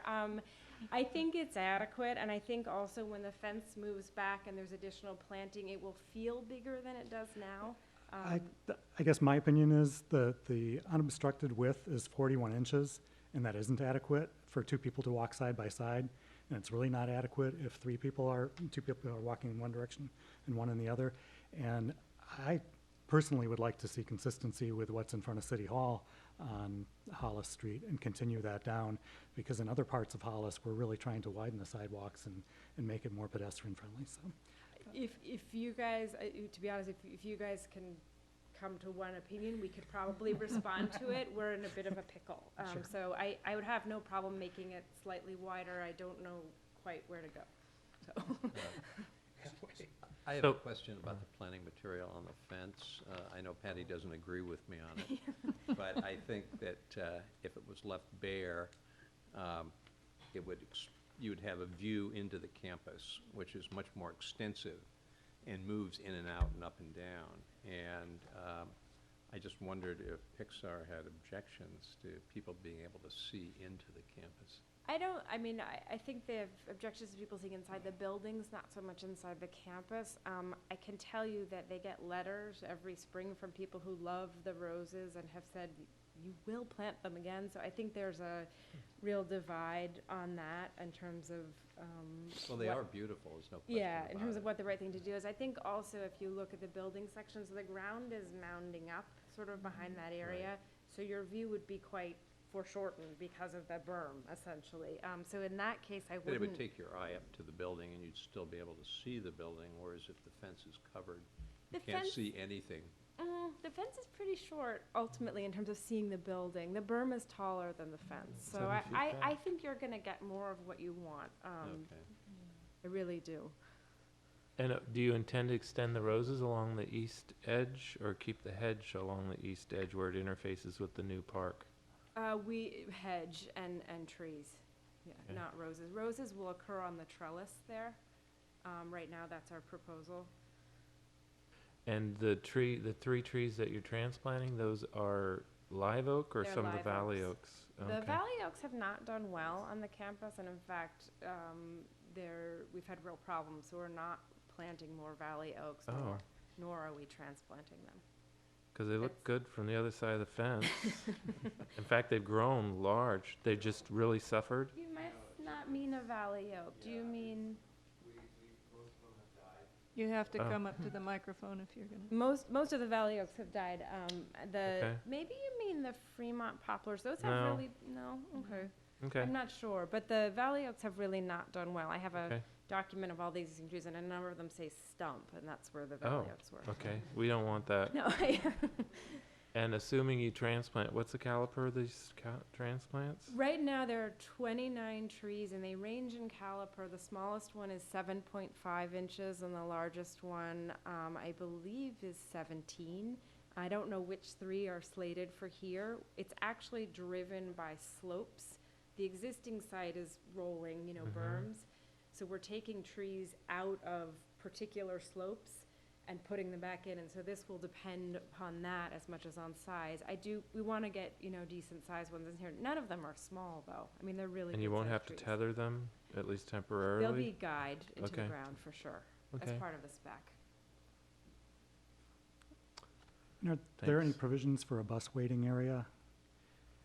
A bus stop of any sort outside the fence? No, not at this time. There is a bulb out as part of our requirements, at the Pixar entry, to cross at Watts Street. And I know right now that the Emery go-around stops quite near the front gate for security reasons, but we're not doing anything more than that. And I don't see anywhere on sheet L9 or any other plans where the trees are to be uplighted. Where is that called for? It Yeah. was called for. in I the would think it would be original- on L9. Yeah, we've submitted this twice, and when we submitted the original larger sheets, it was shown, I believe it's shown on the materials plan. Actually, just a second.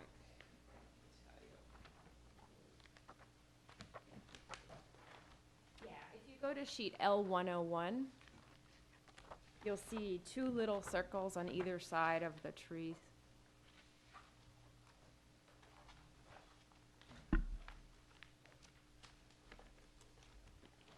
And we all know what the little circle on the side of the tree means? There's a legend, and they refer to the legend, and the sheets are originally, 3 by 4 feet. Hold it, so- where's the legend? It's a couple of pages back. Oh. I'd be happy So to it provide. it is called out. I just want to make sure it's called out in the Yeah, specs. no, it's called Okay, out, it's very good. specifically. Thanks. It's L0020. Okay, are there any other questions for the applicant? No, this is a public hearing, so is there anyone from the public wishing to speak on this item? Seeing no one, we'll close the public hearing. And commissioners?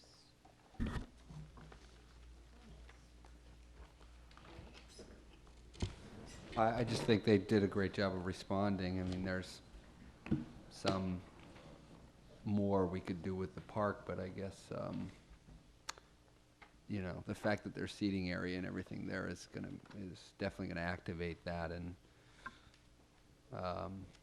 I just, you know, I love the architecture. I don't really have a bad thing to say. I think it looks great, and I'm gonna vote for it. Go ahead, John. I guess my two comments are that the sidewalk is a big issue for me, just because I don't think that's adequate walking space for two people. And I would like to consider the consistency along Hollis continuing and on from City Hall. And you said it was 41 inches now? 41 inches is, yeah, because it's... Between the tree and the inside edge of Right. walk. Right. Between the tree well? Tree well. The outside edge of tree grate, so that's the sidewalk. Right. But the tree grate, I mean, the tree grate's accessible and can be walked on as well. It can be. Okay. That and the other thing is, I would really like to see some sort of bus waiting area incorporated into this plan, outside of the fence. That's something that can be used by Pixar to really encourage public transit use and make public transit use easier. And it's also something that you'd be doing for the community because they would benefit from it too. And those are my comments. Otherwise, I think the building is great. I really like the materials. I think it's really keeping in character with the Park Avenue district. I really like what you've done with the mechanical equipment, putting that in the basement and minimizing things on the roof. I think it's very nice. Yeah, I agree. I think the whole thing has come together very nicely, and I particularly appreciate your response to our prior comments, and I think you've dealt with them very nicely. I agree. Well, I'll go next. Well, I want to ask John the question about the bus area. You had suggested at the last study session to do something to the perimeter fence near the entrance. Right, Is- offset the fence, move the fence back for a small area, you know, large enough for a decent-sized bus shelter, so that there's a... Similar to what they did here at Powell and Hollis, but not that large. Right. Is that what you were still suggesting? Right, something, and they're the creative people that can come up with something, but yeah, either a bulb out, and put the bus shelter there. I think that has ADA stuff to deal with, or move the fence back the 5-7 feet. But to create a shelter there To somewhere. create a shelter that is an weird. actual covered Here and there. shelter and does have a seating space. So you could do it by removing one of the parking It's a places huge boulder. Right. It's bigger than along that. the street, at the gate or something. Or, well, actually, I'm not sure, Maybe they could bring that slide up. because that's city property, so I don't know how that works, So the but, city has to go yeah. along with it. but, so I'm not really that hung up on how it gets done. It's more To that get a that- shelter in there. That we have a shelter in there. Well, that makes sense. The bulb out that looks proposed at the entry on the west side of the Pixar entry, that's new, Charlie and Maru? That's a proposed On bulb sheet 10, out? On C10 sheet one. C10 one? Yes. And actually, I noticed that if you compare, if you compare that bulb out, you're talking about at Watts Street, at their entrance. Yeah, I don't think either of those bulb outs exist currently on either side of the street. The civil engineer actually has recently corrected this. There's been a whole traffic engineering study, and the bulb outs actually are one on our side, one on the opposite side of the street, and they're both on the west side of Watts Street, and they connect across rather than being on either side. So that is a revision to what's shown, but it makes sense. So they're shaped to allow for the parking to continue and so forth. And those are additional improvements you're making in the public right of way. That's something we were already required to do, and as I understand it, we can either provide the money for DPW to do them or do them. Anna, is that? Yeah. Just to clarify, there is an additional payment of $50,000 towards further pedestrian safety improvements along Park Avenue. Right. So they need to they need to actually construct these bulb outs or pay the city to do it, and pay an additional $50,000 towards other public safety improvements along Park Avenue, which are up to the city to decide what they are. They could be bulb outs at some of the other intersections. I'd just like to note that on some of the other plans, such as the landscape plans, like sheet L 0.07, the bulb outs that are shown there are different than what are shown on the civil drawings. So I Yes. guess we go by the civil drawings. So might those public improvements, might that funds go to a bus shelter? Would that be considered public safety, pedestrian safety improvement? I suppose they could. I guess it's up to the city's discretion how to spend it. But they wouldn't fit on the sidewalk Right, currently, and so Commissioner that's Sherman why was the suggesting fence. pushing the fence back, which Right. would put it on Pixar's property and would require them to agree to move the fence. Or you could do a bulb out into one of the parking spaces. I But- suppose but we could. John, Then do you you, have a shelter.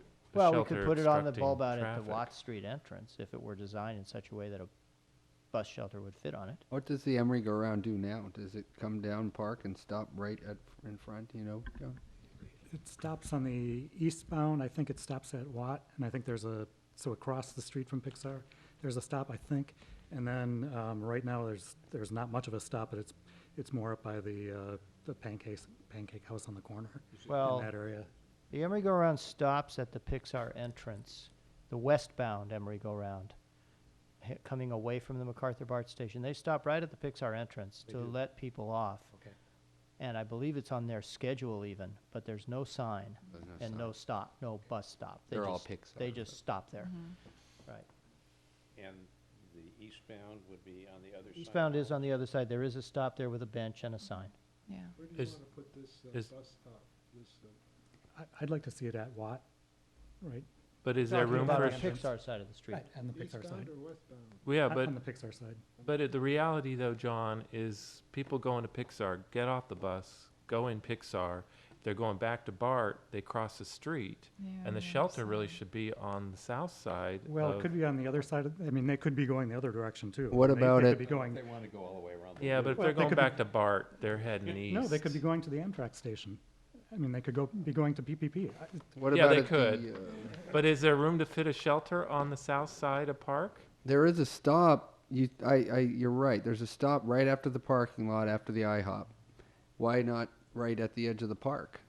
Make the shelter there. It's still, Take out some more of the- public property, so to speak, and I guess my thinking of putting it closer to Watt would be that for the employees that are leaving the Pixar campus to catch the bus either one direction or the other, they can be in that shelter and they can see the bus coming, Yeah.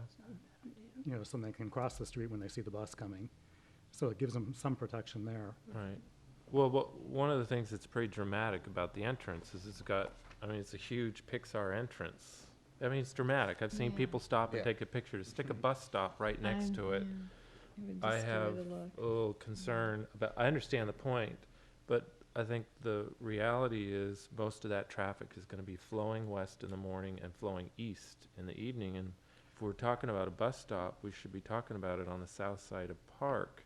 I just don't know whether a shelter would fit on that side of Park. I don't know either. It I would s- it would think it- obstruct the sidewalk if. But isn't there a little think bit of you need to- landscaping there? I Well, think you need a minimum of 10 feet. We don't have, Oh. we don't really have to decide how to spend Yeah. this $50,000 right now.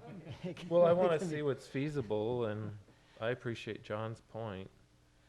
And then, Frank's suggestion of sticking it there, or, near the entrance to the Arizmendi, or parking IHOP. lot, There's a- where, That may be a good compromise because There's a that's where green, it's at yeah, now. there's a green bulb out, I guess, or a landscape, L or even there. part of the park where some of the red buds are. I think you could easily integrate it into the end of that, and it wouldn't be bad to have some activity there. I live in Oakland on 41st Street near here and use this area a lot, and more activity in a park like this would be a good thing. So in some ways, I think that's a positive. That's the do closest, Emery go around, that's the one I would get off to go home. But is there, there's a Put a stop stop. right there too? There's a stop there, it's just a sign, a very simple little sign. So incorporating a shelter into that park, I think would be a good compromise. I think that's great. We could just make that recommendation to, But they'd DP. still like to get off in the front gate, wouldn't they? They would, but if they're The getting staff off- They're gonna not gonna do be that. waiting at the front No. gate to, They're they're gonna going go on right in. inside anyway. They're not gonna sit at a bench. Yeah, you're right. Thank you. Well, I'd like a clarification. Are you suggesting that Pixar be required to provide this bus stop and shelter as part of their Park improvement. FDP park improvements, or are you suggesting that it should be part of the money that they give us for safety improvements and we just spend it here? I would recommend that you take it out of your money that they're paying you, because it probably should be on the far side of the street, south side of the street, because that's how people go back to BART. And I would say the vast majority of these people must be traveling on BART, not going to PPE. Not going home. Well, I we agree. can certainly always prevail, I mean, if we're not talking about a shelter, we can always Well, if you prevail upon wanted the it on Emeryville that route to plan, move John their wanted it stop on it. a few hundred feet to the I don't think it's west, to line up with the end of But the they're not gonna linear park go here. back to BART. I agree. I your will say point. the reason the Emeryville stop is where it is, because we have some security meetings, is because there's a 24-hour security guard in that booth, and somebody was mugged, and so the reason it's stopping where it's stopping is because of the surveillance. I don't know that you would, if it's just the stop, I would leave it where it is. If you're gonna actually have a shelter and it's lit and so forth, I would move it. Well, there are two stops. There are two Emery-go-round stops on the north side of Park Avenue between San Pablo and Watt Street. One of them is here, right next to IHOP. The other one is at the Pixar Gate. Okay. So I don't think we're talking about moving the one from the Pixar Gate, which No. isn't signed anyway. Okay. It's just where they stop. We're talking about the one that does have a sign that's next to IHOP that could be moved 100 feet to the west to just But it wouldn't line be up with the serving linear park. people going east to. Yeah. And those the are the BART people who are station. gonna be waiting. Yeah. Anyone getting off the bus is gonna People walk. ride transit in both directions, Jim. Well, I need to see the transportation study on that one, John. But my sense is most people are gonna be using a stop on the south side of the street. Yeah. Yeah. And they're the waiters. Well, I guess the question is whether we're asking for an additional condition here or not. well, thinking this through and raising the question again, I think we should just leave the park plan the way it is. If there's a bus stop that can be fit in the 50,000, can go toward that on the south side of the street, great.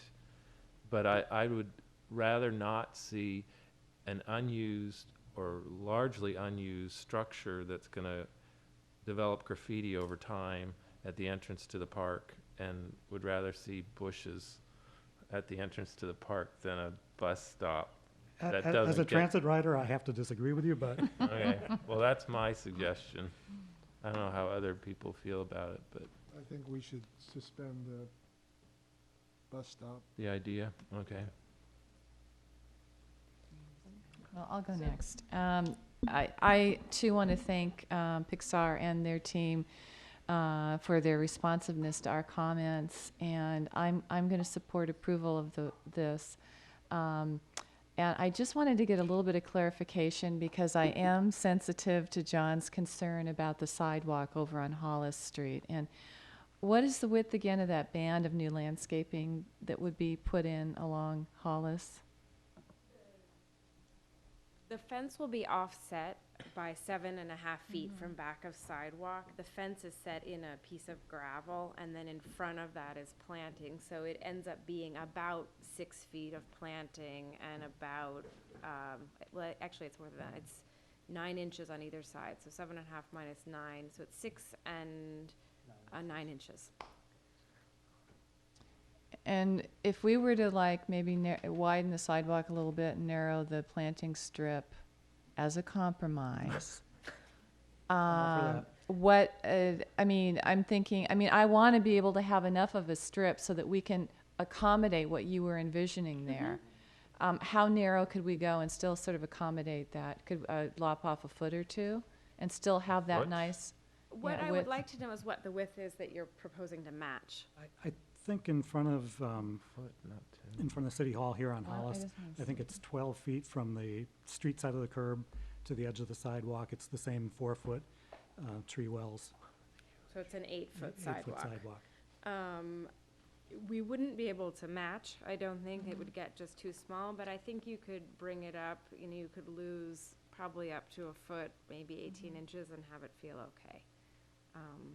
Is that enough of a difference, though? I guess that's my It is. question. I think there's a huge difference, for me, on a sidewalk, there's a huge difference between making it like a minimum of 6 feet, I think is like a really workable sidewalk width for two people walking side by side. Smaller than that, it gets a little iffy, but maybe that would be a compromise, 6 foot, making it so that, so it's 41 inches to, So 41 70 and 12, inches. we've got, Doesn't mean the whole Fif- sidewalk would have to be rebuilt along the whole Hollis frontage? Yeah, and if I can add something, I'm concerned about where the property line would be, because we're moving the fence back on Pixar property. So Pixar property is gonna be outside the fence line, lining up with public property. If we now have the property line in the middle of the sidewalk, I think that could be very cumbersome in the future and confusing. And yes, we would have to pave where we aren't currently planning to do that, and I would assume would have to take up, perhaps take up what's there and put down a new sidewalk. But I think from a legal perspective, mixing up the property lines like that is not advisable. So where is the property line in relation to the existing I'm not sidewalk? 100% sure. I believe it's back of sidewalk. Oh, right there. Yeah. okay, Oh. sorry, John. No compromise. I apologize because that is correct. I'm thinking in design terms, not legal terms, but that it would be a big, weird condition. So how much of the tree grade is accessible for pedestrian use? All of it, except for where the. Well, the tree trunk. Yeah, except for the center hole. So you got another 18 inches or 24 inches? Yeah, I don't remember how large the, Plus or minus 18 inches. okay. Probably, you're gonna have at least a foot, so 41 inches plus a foot, probably. right Over the now it's tree probably- grade. Probably a foot and a There you half. go. Okay. There's your sidewalk. That's plenty. it isn't. That's I'm as sorry, wide it's- as that walk around Watergate It's Point. the, That's pretty good to me. it's restricted area where the tree wells are. It's, Just Okay, But- well, hug I your- think hug that your we need partner a to, little. One goes in Well- front of the other. I think John, they're, we're really trying to accommodate you, but no compromise. well, I'm willing for a compromise, but I don't see a compromise. well, I think the problem is they're saying the property line's right where the sidewalk is. If that's what it is, that's what Right. it is. Yeah, So I don't think we can do anything there. yeah.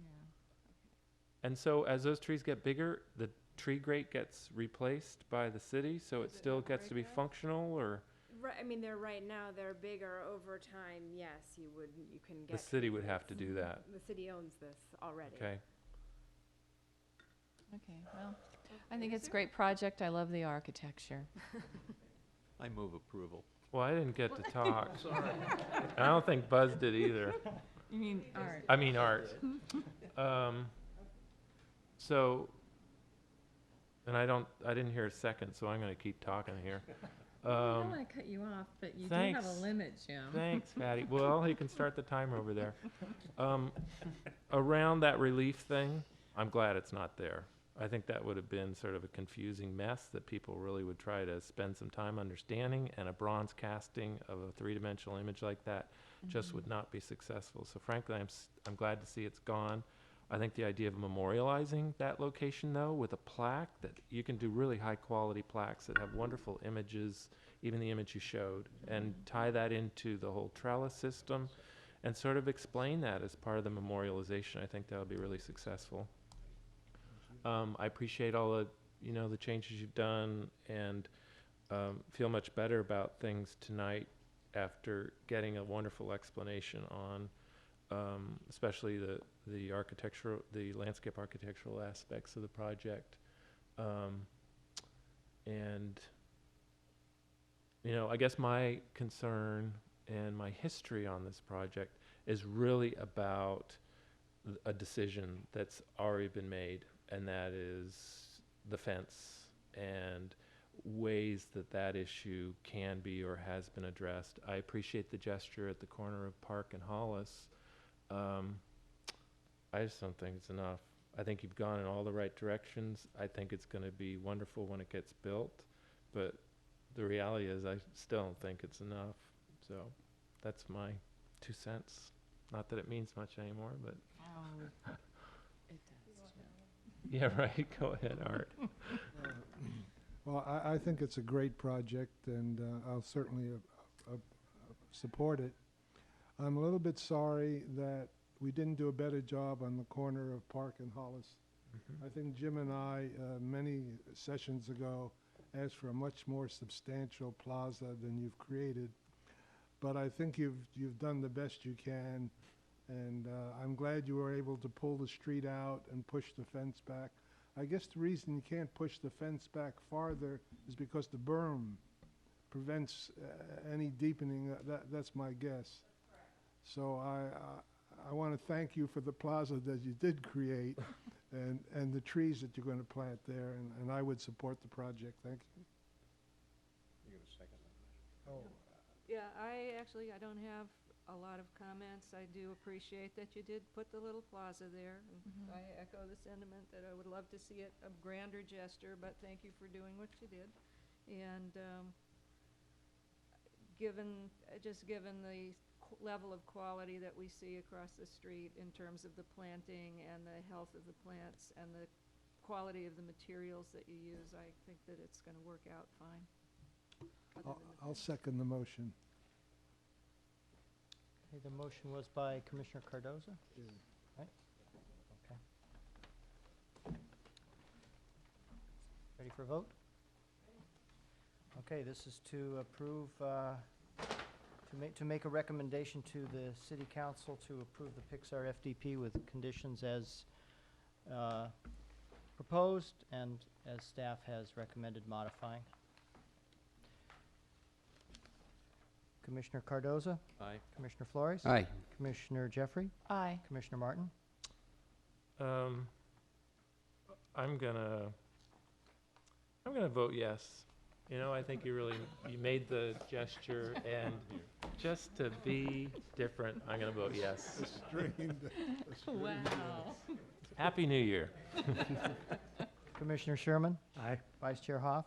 Aye. Chair Donaldson? Aye. 7 ayes, the motion is approved. We will forward this to the City Council with this Planning Commission's recommendation for approval, which will be heard by the Council on January 20th. Congratulations. Congratulations. But The last item on the agenda is 39th and Adeline mixed use. I am recusing myself. Oh, gee, as- why?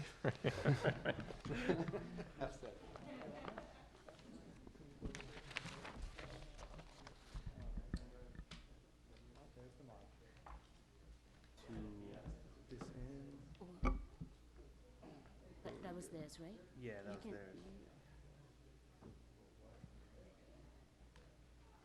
Just go ahead and plug it in. She did a really good job. She did. She did a really good job, the landscape architect. The first, the study session, I was frustrated with her, but she really was very thorough and straightforward tonight. Made the plans readable.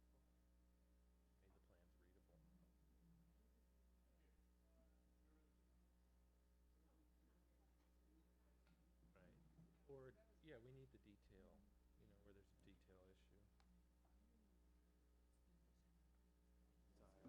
Right.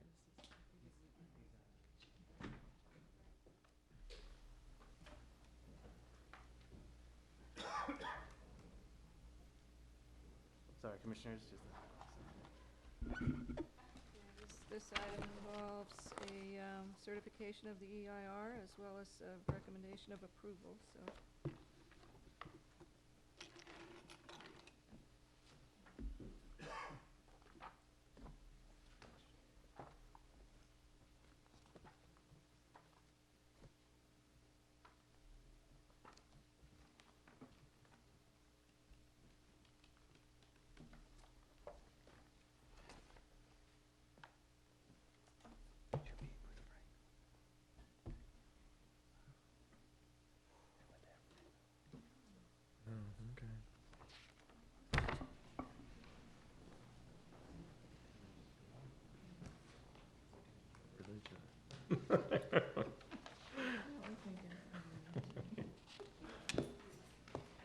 Okay.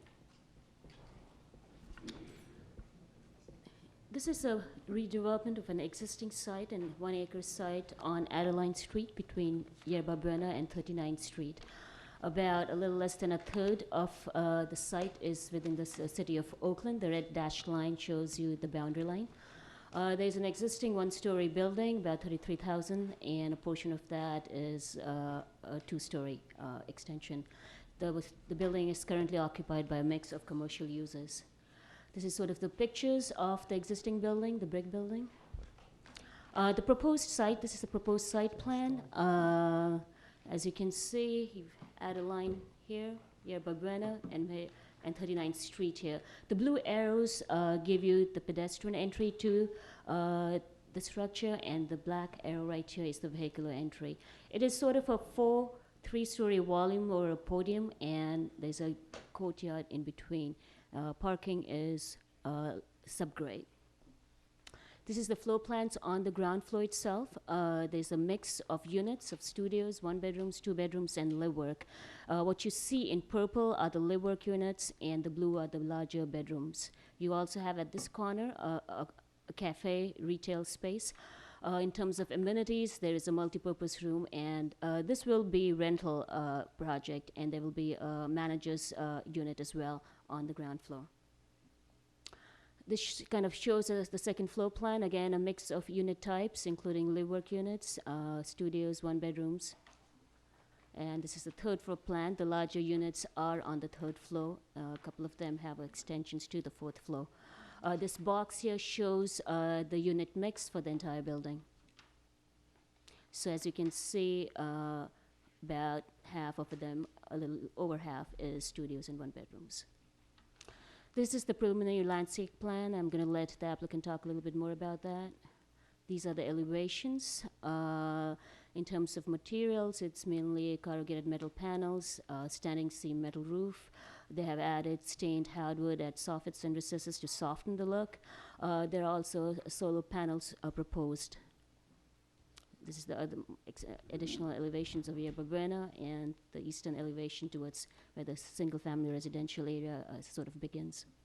Maru, are you going to talk about the changes at Adeline and 39th? Because there's a considerable difference from what we saw at the last study session on this.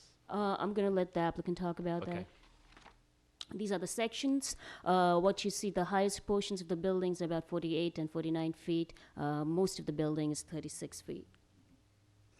In terms of conformity to zoning standards, the proposed uses require a use permit in the CG or the general commercial zone. In terms of density, CG does not have any prescribed density. The proposed density is 81 units per acre. For comparative purposes, Andante across Adeline is 69 units per acre, and Adeline Place, which is currently under construction, is 120 units per acre. FAR is within 1.0 FAR district, and the proposal does comply with that. In terms of height, it is in the 30-foot height zone, and the proposed height is 36 feet with portions extending to 49 feet, and therefore it does require height variance. In your staff report, you'll see a comparison of the neighboring buildings. This is the the project building, and you have Avalon across the street, and this is slightly higher. The Key Route lofts towards the north, and then the taller one is the Green City lofts across 40th Street. Just to let you know that I'm not sure whether you had a chance to look at the site recently, but the story poles are up at the site, sort of to give you an idea of the height of the building. Also, I'd like to mention the height in the Oakland site is about 75 feet.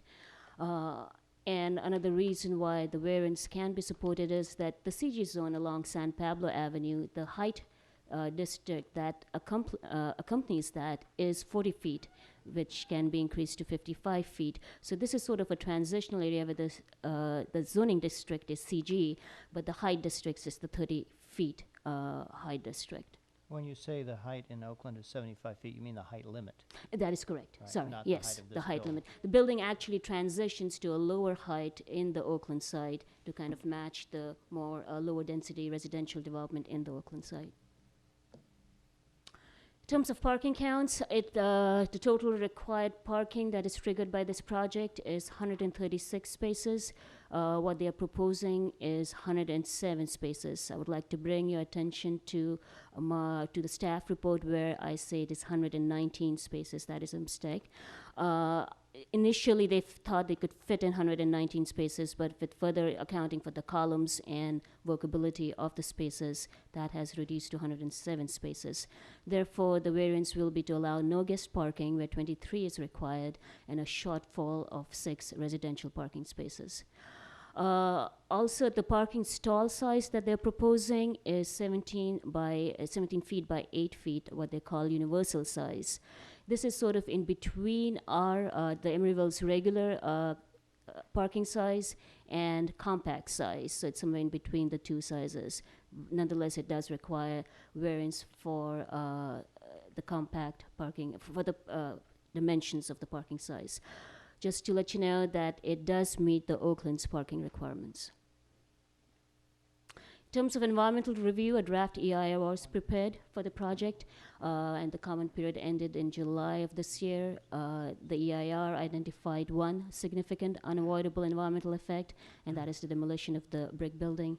A response to comments was prepared and distributed to the Commission, Council, and other interested parties last month, and that included additional information on one of the alternatives that was included in the draft EIR. Our consultant is here, so if you have any questions on the EIR, including the alternatives, he would be happy to respond. Just so that you know, in terms of the lead status, that the EIR had, both Oakland and Emeryville were co-lead agencies for the EIR. In terms of City of Oakland comments, like I had mentioned earlier, the site is in both cities, and it needs permits from both the cities. It went through the Oakland Landmarks Preservation Advisory Board as well as the Design Review Committee, and there was a lot of discussion, and they required or directed the applicant to explore revisions to the design that involved retention of the brick facade. At the second meeting at the Landmarks Preservation Advisory Board, the board directed the applicant, recommended to the Planning Commission, the Oakland Planning Commission, to direct the applicant to consider a retention of the brick facade only at the corner of Adeline and 39th Streets. The project went to the Oakland Planning Commission on December 3rd and was approved as proposed. Staff is proposing a revision to the draft conditions of approval. You should see a memo on your desk. Essentially, the applicant is requesting that condition regarding including flue and grease interceptors in the cafe space be deleted, as they anticipate that the area, that cafe space, will be leased by a tenant where only coffee and uncooked foods will be needed. So, and we don't particularly have an objection to this request since it is a small space. So, we are recommending deletion of this. Maria, I have a question about that. Could we then have a condition that would state that that no retail use, restaurant use that offers cooked foods would be allowed in that space? We could. Yes. Well, we had talked about that. Actually, we talked about saying that no use that requires a grease interceptor would be allowed in that space. But upon further reflection, it seems like that may not be such a good idea, because in the future, if they did want to put a restaurant in there that did need a grease interceptor, and they were willing at that time to install the grease interceptor, then they'd have to come back to the commission to delete the condition that says they can't have a grease interceptor. Okay. So we thought we'd just delete this condition, and in the future, if they want to put a grease interceptor in, they can, but they're not required to. Okay, thanks, Charlie. But similar uses like the cafe space in elevation 22 at Powell and Hollis, they don't have a grease separator system. And they don't and serve they don't cooked cook food. foods. They serve cooked. Right. Well, No, it's they- not deep fried. I mean, it's they not could do a full panini or re- something. It's not a full Right. kitchen. It's It's like Ruby's. the Elevation 22 Cafe do serve cooked foods, but that is cooked at the restaurant in Oakland. Berkeley. Berkeley or Oakland? On College Avenue. On College Avenue. And then it's just heated up? there? Yes. So there's no stove where the cooking takes place Right. at Elevation 22. It's reheated food at Yum. Cafe Well, they 22. got a panini grill and stuff like that. Well, but that's a grill, it's not, Yeah, it's not a greasy greasy, yeah. thing. Okay. All right, I'm fine with it then. So in terms of permits that are required, it's demolition of permit, use permit, design review, height variance, and parking variance. And our recommendation is to certify the EIR and recommend approval for the project to the City Council, subject to the conditions of approval. If you have any questions regarding the Oakland review process, staff from Oakland is present. So I'll hand it over, unless there are questions, I'll hand it over to the applicant. They have a presentation. Okay, can we hear from are there questions from everyone? Well, I'll wait to hear from, I am curious about 39th and Adeline, but I'll hear from the applicant first, and then if I have more questions about the Oakland process, I'll ask them. Good evening, Commissioners. Let me pull this up here. I'm going to pass off the mic to Zach Goodman of Murakami Nelson in a minute. I just want to give a quick reintroduction to Madison Park. I feel that it'll help to kind of clarify some of the decisions we made, or kind of talk a little bit about those decisions. So let me just start here. I'll go through this quick. I know it's kind of late. As everyone knows, Madison Park, we're a local Oakland developer. We've been around since 1985, started by John Protopappas. We're established live-work developer, focused on urban infill projects, and really we have an expertise in redeveloping buildings that have historic qualities, local, state, national level. Examples here in Emeryville, the bakery lofts right down the street from this development, constructed in 1919, redeveloped in 2002 into 57 live-work lofts, residential units. I believe it is the only nationally recognized, nationally landmarked building here in Emeryville. Of course, the Tribune Towers, built in 1907, the tower built in 1923, and redeveloped in the late 90s. It's a classic frontage here in Oakland. We jump over to the Telegraph Lofts at 27th and Telegraph. It's the old Sears building, again built in 1919, eligible for national landmark status, although we didn't pursue that at the time. It's now, I believe, 54 live-work units.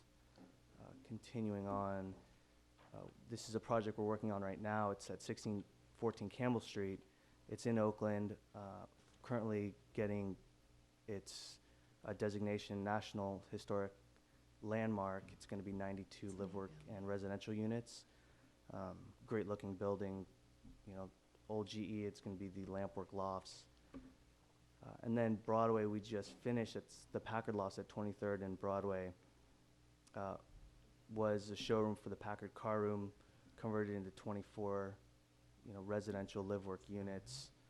Great-looking building. Our vision, the MPF vision, has been to take these buildings with a story and that have historic qualities and landmark them, utilize them. It's really one of the keys that John Protopappas, the owner and president, has always kind of looked at. We choose these urban infill projects, of course, rental and mixed use.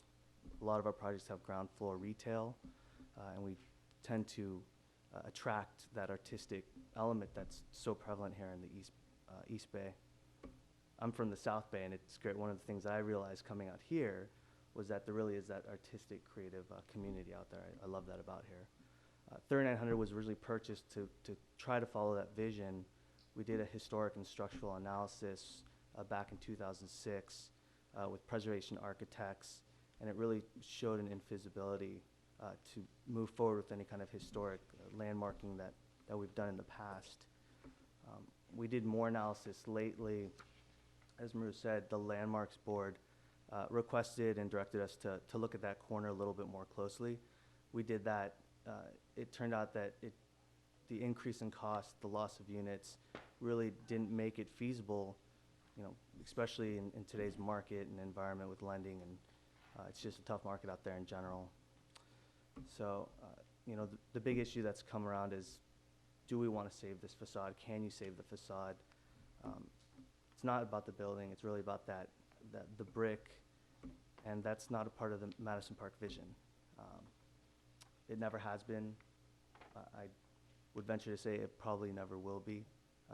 It's not something that we've done and don't really look to do. And finally, reusing that facade, it just creates those design challenges, reduces our units, again, increases our costs. You know, it's something that we've looked at, and I know it's an issue that many people have had and want us to look at. I just wanted to bring it up.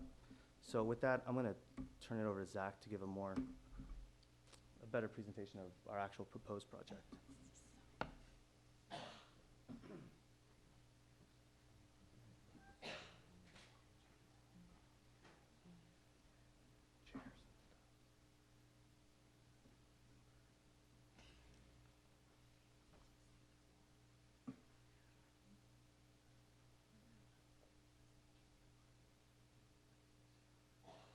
Our eyesight is not as good as it used to be.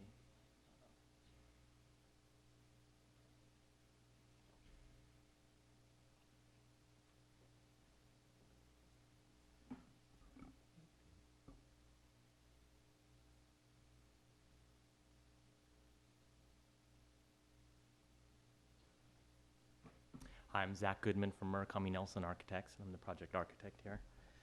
I'll try to be brief and not reiterate stuff that's already been said, and Maru's staff report is certainly very thorough. Right, it would be helpful if you focused on pointing out things that have changed since the Absolutely, study session as well. absolutely.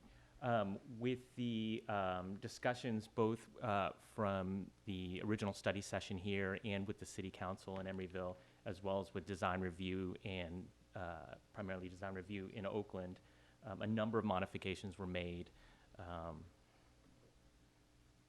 And some of those can be best seen in the model. When we originally brought the project to Emeryville, comments were made regarding having stoops, activating the sidewalk, so we've incorporated that. The addition of the multi-purpose room, and let's see, those were some of the original comments that we got in Emeryville, so those were incorporated quite a while ago. From the Oakland Design Review side, there was a focus on really two factors. One was trying to soften the effect of the building and reduce the amount of steel siding, and also the other thing that they asked us to look at was the treatment of the corner there, which I'll talk about in a minute.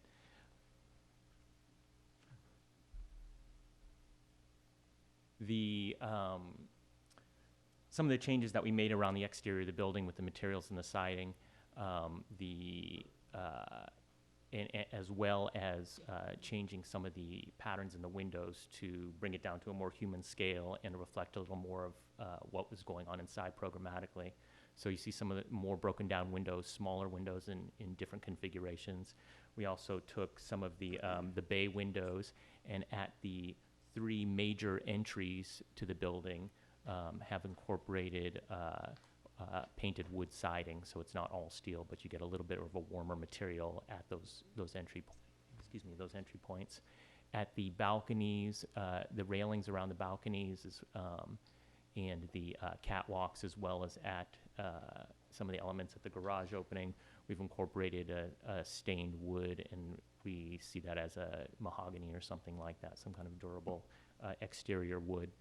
Also, the sketch on the lower left, the portion of that building, of that sketch that's rendered in brown, is to represent where wood would be used at the soffits and underneath the decks and wherever there's a recess in the building. So in essence, you're seeing past the skin, which might be seen as the metal, or the painted wood siding, into the flesh of the building, which would be the natural colored wood.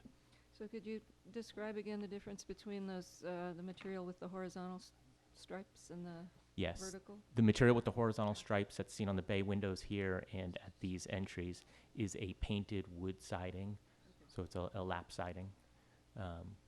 And then the other material is the one that's been there since the beginning, which is a corrugated steel concealed fastener siding.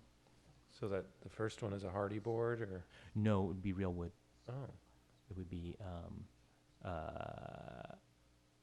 probably redwood siding. Yeah. The let's see, the treatment at the corner. A couple of things happened. The comments that were generated was we originally had, if you remember, a recessed corner, and there was more of a bigger kind of plaza there. The building was taking kind of second a background to the activity that was going on, and it was thought that a stronger corner, something that spoke more of the mass of the building and the importance of that corner, would be more appropriate.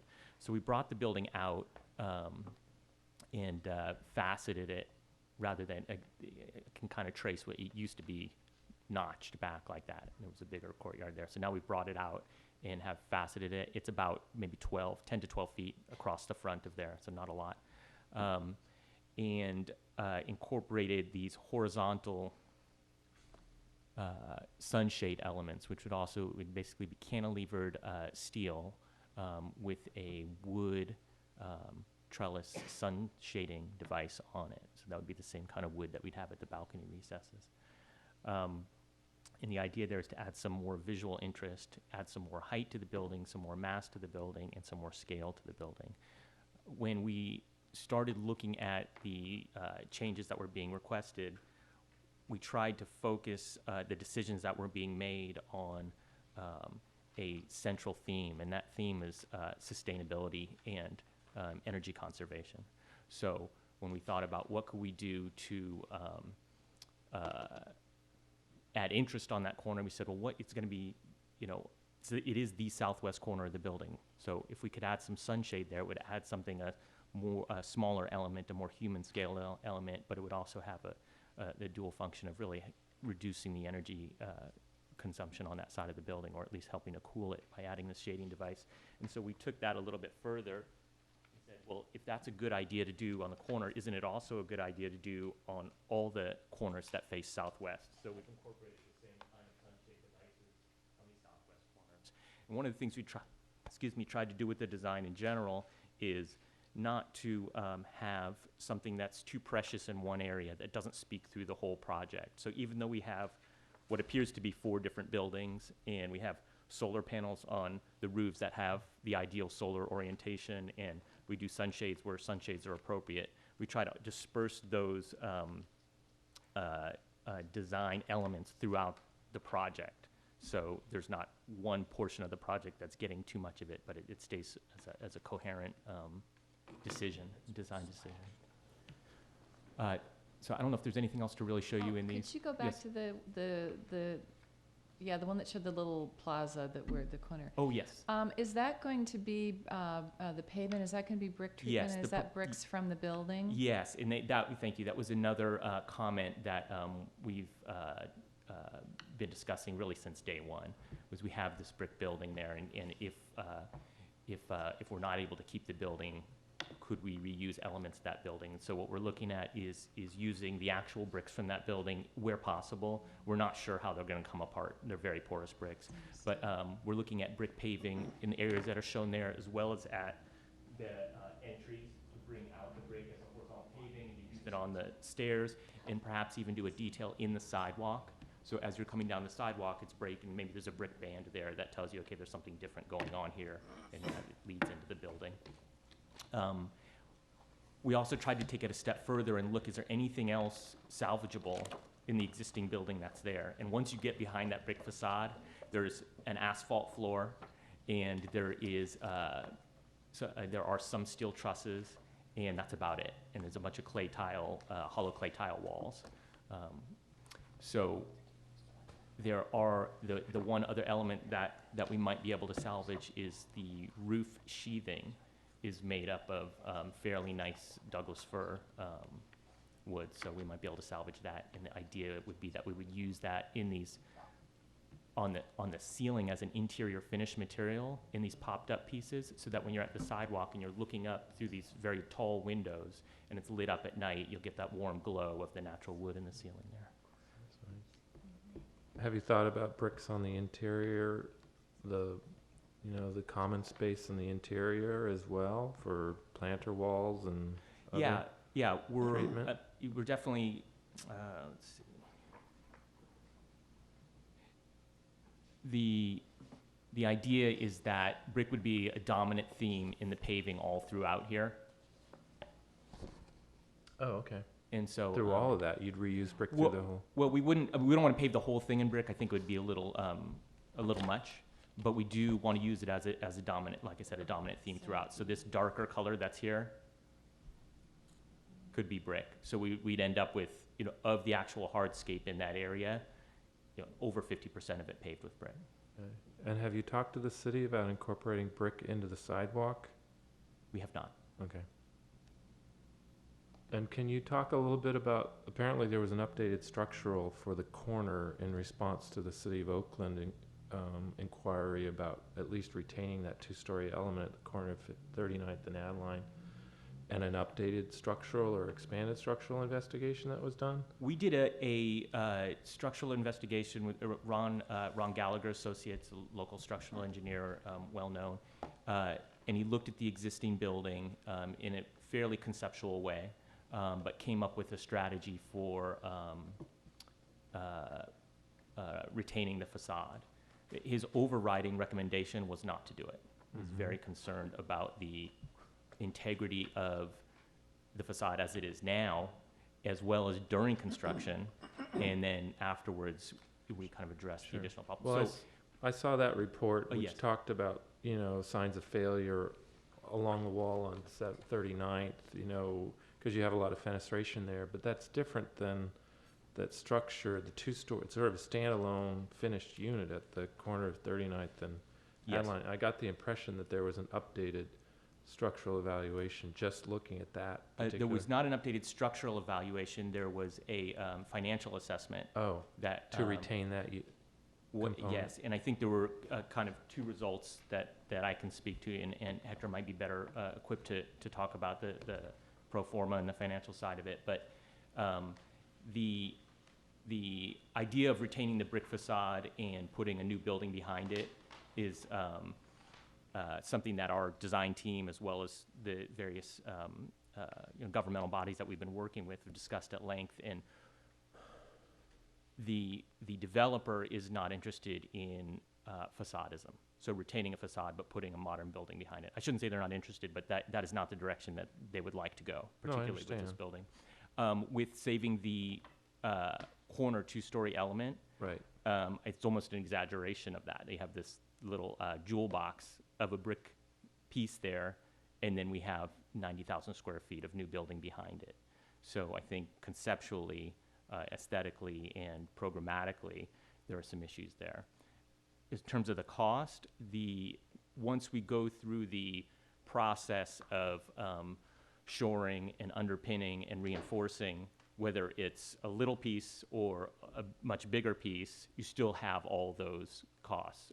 There'll be less, but you still need all those various elements. Sure. So when we looked at whatever it was, 180 linear feet of wall, and assigned a dollar value to doing the work, when we looked at a much smaller portion, we still had a disproportionate cost associated with that. I understand the cost issue, but I was curious about the feasibility issue, because looking at all the footprints for the underground parking, for the above-grade improvements, there's a deliberate setback for that entire corner, and I'm curious, as part of the feasibility study, does that footprint physically save that 2 stories? I don't know, why was that footprint, that setback at the corner there in the first place? Why wasn't that taken out? The existing building that's there has a 0 setback. But So if you can show the garage level on the overhead image, you can see at the corner at 39th and Adeline, there's a deliberate setback there. Right. The reason we did that is that the retail space will work. It needs to be at grade with sidewalk. So we weren't able to get the parking underneath that. Oh. So there's a void there where the retail space was. And would as part of the feasibility of retaining that 2-story element, does it fit on that cutout area, or does it extend into what you proposed as parking right now? Was that looked at as part of the feasibility investigation? It's fairly close. looks like it fits. It's fairly close, yeah. Okay.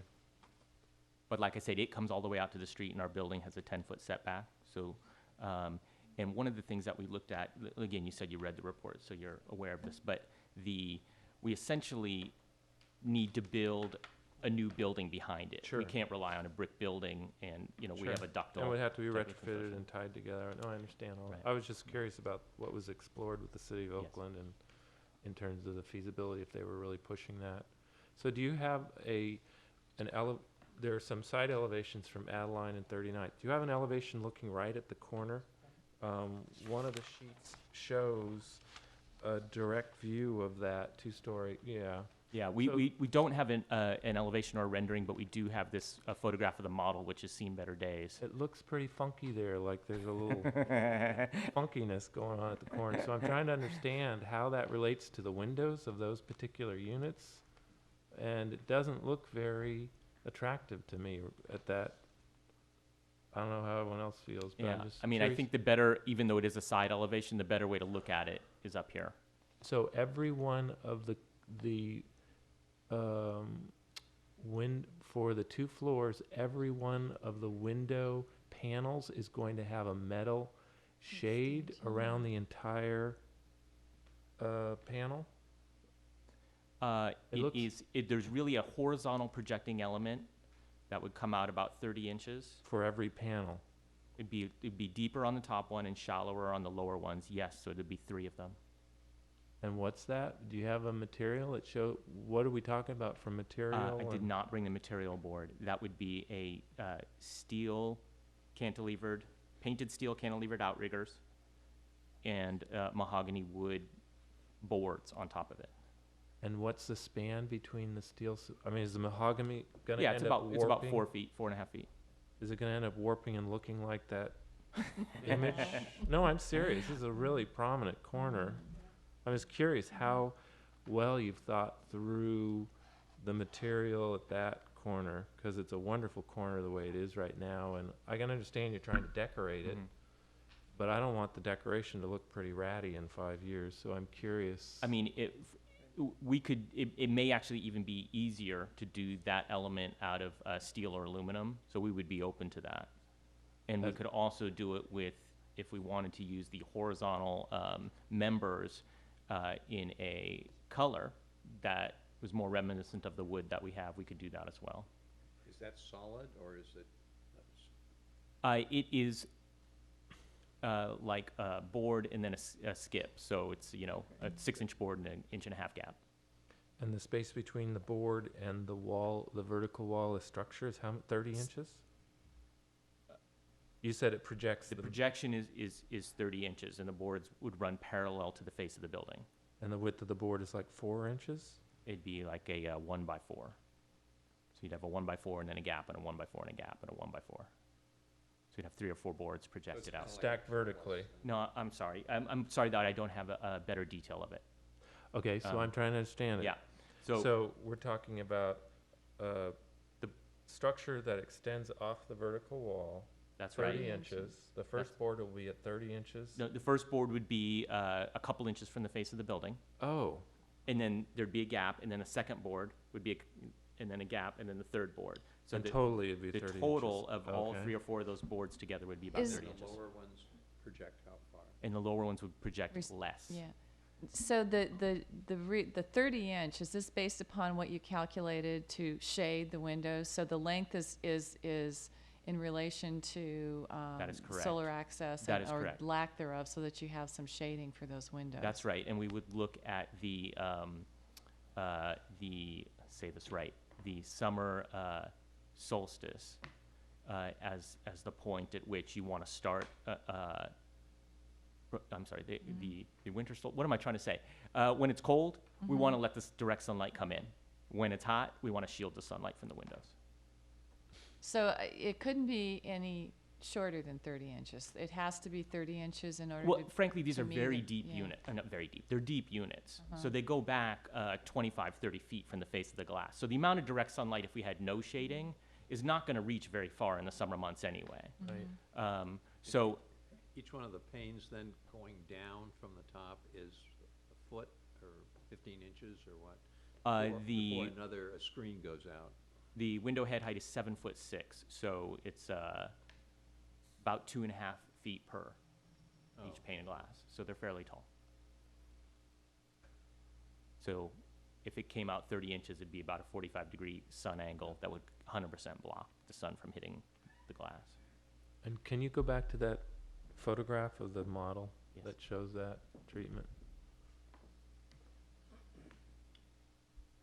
Well, it wouldn't be as thick as the model shows, would it? No. 'Cause that's a, Be an No. inch thick. yeah. The horizontal will be an inch thick. You said a 1x4? Yes. Right.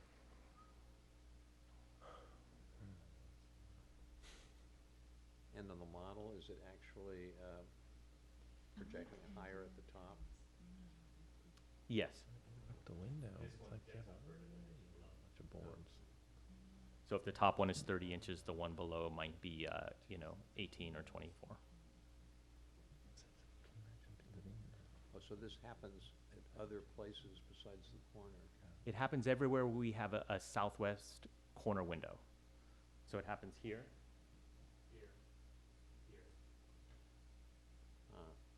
Oh, and all those locations have that same, on every pane, the treatment on every pane? It's not just at the corner, it's on the south. But you have some other corner windows on that south elevation. Ooh.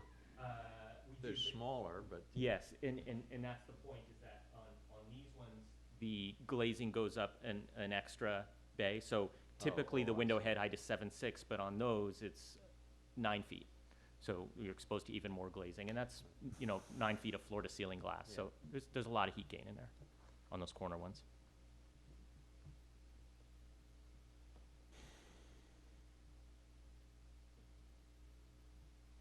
That's it for my questions. We have a public hearing to hold. I do actually have a question. What is, the courtyard has a stairway coming up from the parking garage. What is the treatment at the, where the stair emerges? Yeah. Yeah, the stair, Is it covered? it needs to be covered.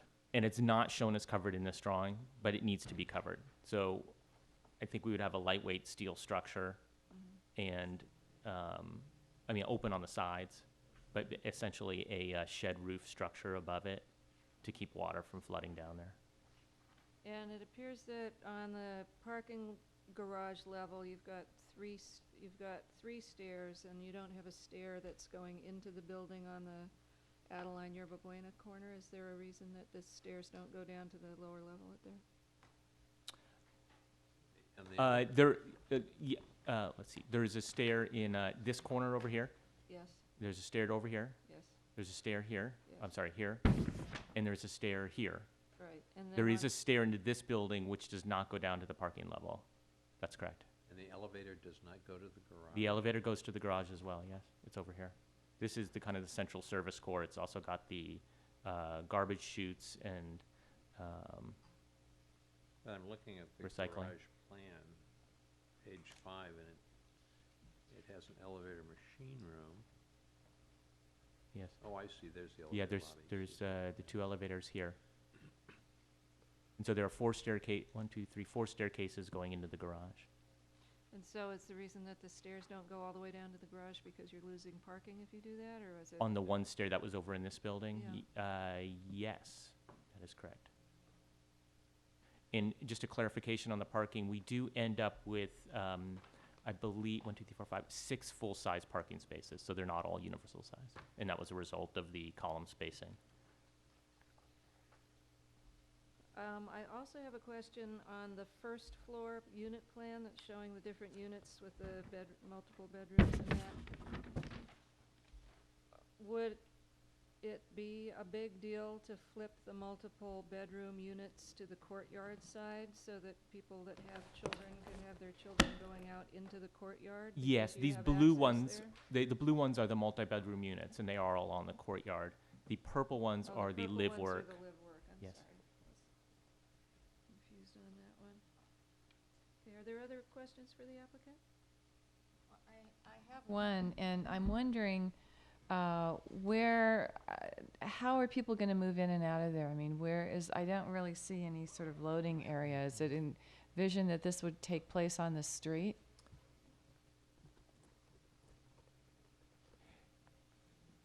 Yes. Moving, and we've discussed with staff the best way to accomplish this. With the parking garage, we won't be able to get large vehicles in there. You could get an SUV and maybe a small van, but not a large van, and not even a medium-sized van. So loading really needs to happen on the street in the layout that we have, and obviously adjacent to the elevators would make the most sense. So we would propose that there be a loading zone in front. Now, the applicant, the developer and staff have discussed having a condition of approval about available times for moving and limiting that, and they've done that on their other projects, I believe, in Emeryville, and that's been fairly successful, limiting to moving, and I can't remember what the times that were discussed. Okay, thank you. Okay, well, this is a public hearing. Is there anyone from the public wishing to speak on this item? Seeing no one, I'll close the public hearing. And commissioners, what do you have to say? Well, I want to disclose that I talked to Frank Flores maybe a week or so ago about the project. And one of the things we talked about was that corner treatment at 39th and Adeline. And the exploration of retaining that brick element there. And I understand the concerns of the applicant, and it almost feels like, it would be a little ornament on this larger building that vertically and horizontally just wouldn't tie together with the rest of the building. As wonderful as that brick is, and as interesting as the opportunity of retaining some part of it, I don't think it's going to work visually and in terms of the use. So I sort of let that go. I'm glad to see that there's an effort to incorporate the brick into the site, and I think that's really key and important. I don't think you're going to get it in the sidewalk. I don't think the city's going to allow that. And in fact, I don't think it's really appropriate. The brick's in the building, keep it on the site. Because I think long-term there are maintenance issues that the city doesn't want to face. I think I don't have a problem with the project. I question whether we're going to see it built, and if so, when. And, I want, and obviously you're thinking this through as well. You've got an occupied use there. Even if there's some mystery about some of the activities there, but I don't want to see it all vacated, and I want it to stay there unless and until you're going to move forward with the project. But I'm just troubled by that corner treatment at 39th and Adeline, and usually I have lots of suggestions on how to my ideas on how to fix something, but I don't really know what to suggest there. I'm just concerned it's going to look cumbersome, and people inside those units are going to be looking out at a bunch of boards instead of a nice window. I feel like my response is, it's a window, let it be a window. If they got a problem with the shade, they can shut the blind when it's the rare time it's 100 degree outside. It almost feels like you're going back to the idea of decorating the building. And I don't mind decoration, but when it interrupts what's supposed to be happening there, which is enjoying the window and the view and everything, I kind of feel like, well, maybe the awning at the top is sufficient for both those levels, but to interrupt every plane just, to me, feels busy. I don't feel like I need to have a specific condition around it, but I think you need to work with staff on that particular element. I think the idea of incorporating woods on a 4-foot span is going to be a mistake. If you do something, if it interrupts each of the planes, it needs to be permanent, so it doesn't end up being warped and looking like the photograph you have. You're stretching it. a 4-foot span with even a piece of mahogany at that exposure is, you know, long-term a problem. So I'd like to see you work with staff on how you can improve the face there at the window treatment, but I don't think it needs language. I just hope I don't regret not having something more specific to contribute there. I'll go next. Well, I appreciate the job that you've done in incorporating some of the detailing with the wood treatment around the windows to provide some character and visual interest. And I really like the idea of incorporating the brick to the greatest extent possible. With Jim, I think the window treatment probably is going to need a little bit more development and thought. Yeah, and it might very well require that it just be some sort of a metal treatment. And, you know, that's okay. I mean, we've got a lot of nice wood features on it.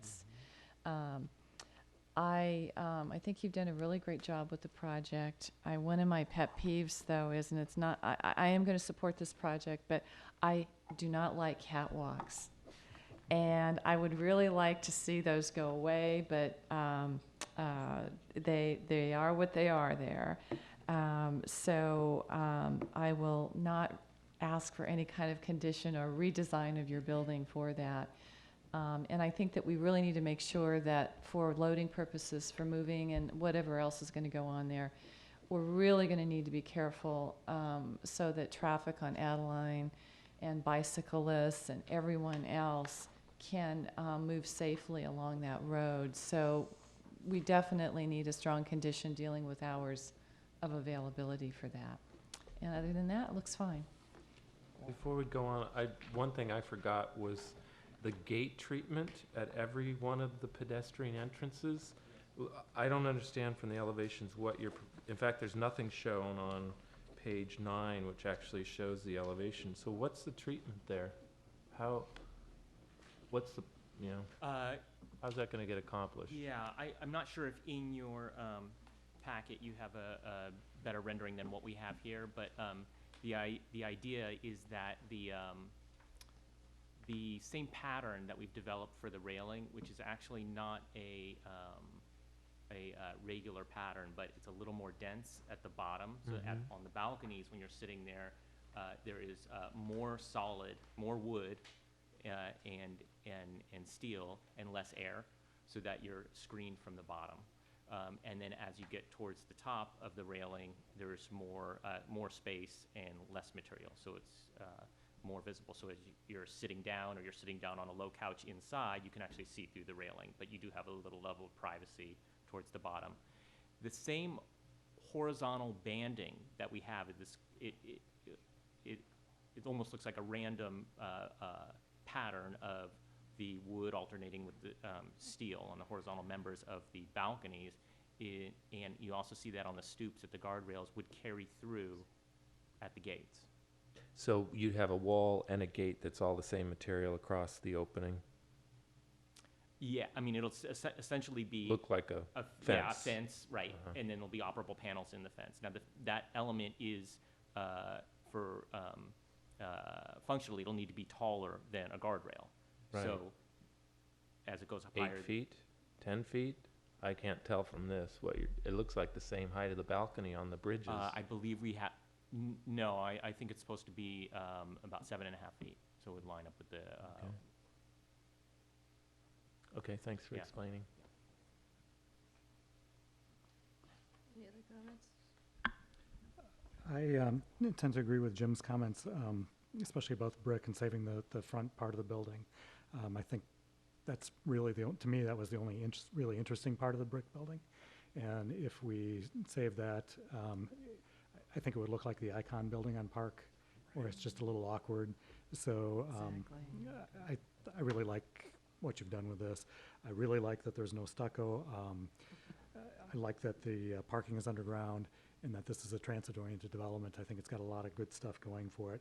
I also share Jim's concerns about the different eyebrow things, in that if there's any way that you could do just like one at the top, because I feel the same way, that if I'm going to be looking out the window, I don't want an obstructed view of the street, and that just seems a little awkward to me. And if there's something that could be done creatively just to do the top one for shading, that might work better.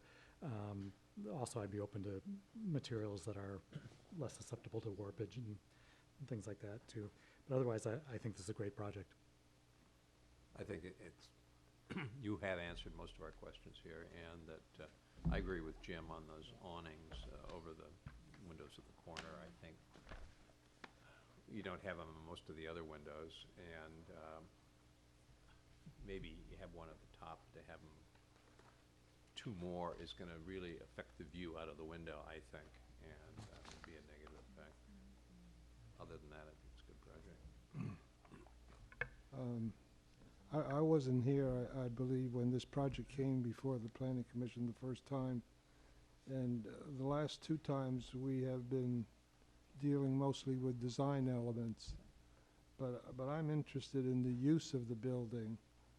I noticed, to my surprise, I didn't notice it before, of the 101 units, 41 are studios, 36 are one-bedrooms, and 10 are live-work.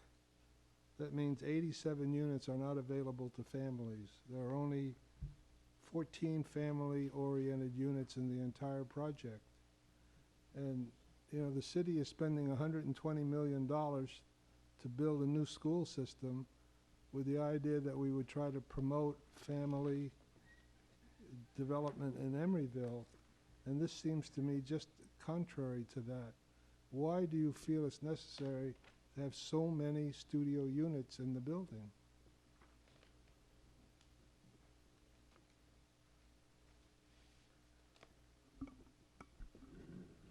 Let me jump back to this.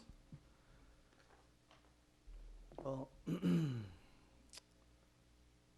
I would say that we get a pretty diverse group of individuals that occupy our buildings in general. You know, I think by creating the courtyard, we want to make sure the families that do come in, have accessibility to that area.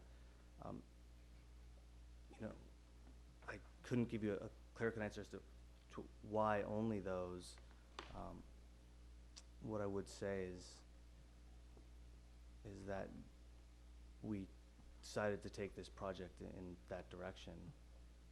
I unfortunately can't quite give you exactly what you're looking for. I'm not sure if you can add on to that. You know, I think that the developer, with the success of their other projects, has seen that a variety of types of units, size of units, configurations of units has been really successful. And I think when we came in, we had we had less live work and we had less multi-bedroom units. And so some of the original comments were to incorporate more family size units and make it a more family-friendly development. So we did add some family size units, and we moved those 14. Yes, yeah, no, yeah, you're correct. And we moved some of them to the courtyard level. But I think when the developer's looking at their, you know, what kind of success they have on projects, that this was a mix of units that pencils out for them. Of all the projects that I've seen in Emeryville, I've never seen any with such a preponderance of small units. So obviously, other people's view of what market conditions are is not the same as yours. I can't speak to that, but that could I be know. true. It's a rhetorical question. But I think you have a good point, Art. I hadn't even thought about that. Is there, by say comparison to the ratio in paper mill project, how does this compare in terms of the number of three? Because that's a very similar design with a big courtyard space. That at least is located next to a park rather than on Adeline. But does staff recall what that ratio was for 3 bedrooms? Because that's about 145 units, as I recall. 166 units. Okay. And no, I don't recall the exact number of 3-bedroom. I think it was roughly the same proportion as this. Less studios. have it right here. Oh, fewer studios and then more two-bedrooms? I asked Maru to give me the figures for the Adeline Place across the street, which is now under construction. Oh, right. No studios, 21 one-bedrooms and 15 two-bedrooms. So obviously, they have a different view of what the market is. And I don't know what the paper mill is. Are you talking about the Adeline Place? Right. But those units are pretty small. That's true. I know they're one bedroom, but they're still pretty small. Yeah, there's no courtyard or any, well, there's a little bit of one. Yeah, I would just reiterate that this is a for rent project, so I know there's all sorts of different types of developments going on. You would not be filing a condominium map on this project? I believe the applicant will, but the Madison Park's history is to create rental projects and to hold on to them.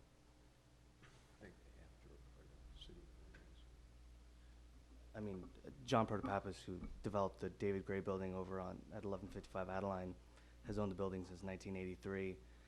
We typically condo map all our projects, but I don't think he has ever sold off any units that he had one time for rent. So it's, for lack of a better term, not his style. The courtyard does not seem to have any play equipment or anything oriented towards children. I'll let Zach talk to this, but I know at one point, this area, we had proposed some play structure. It was, well, I'll let Zach talk to this, but we are very open to putting in a play structure. I think when we first came to Planning Commission, we had a play structure in that area in the courtyard, and the original discussion, I think we had more of a traditional play structure with a swing and stuff like that, and that was good for a certain age group, but then it really becomes abandoned and not usable by older kids.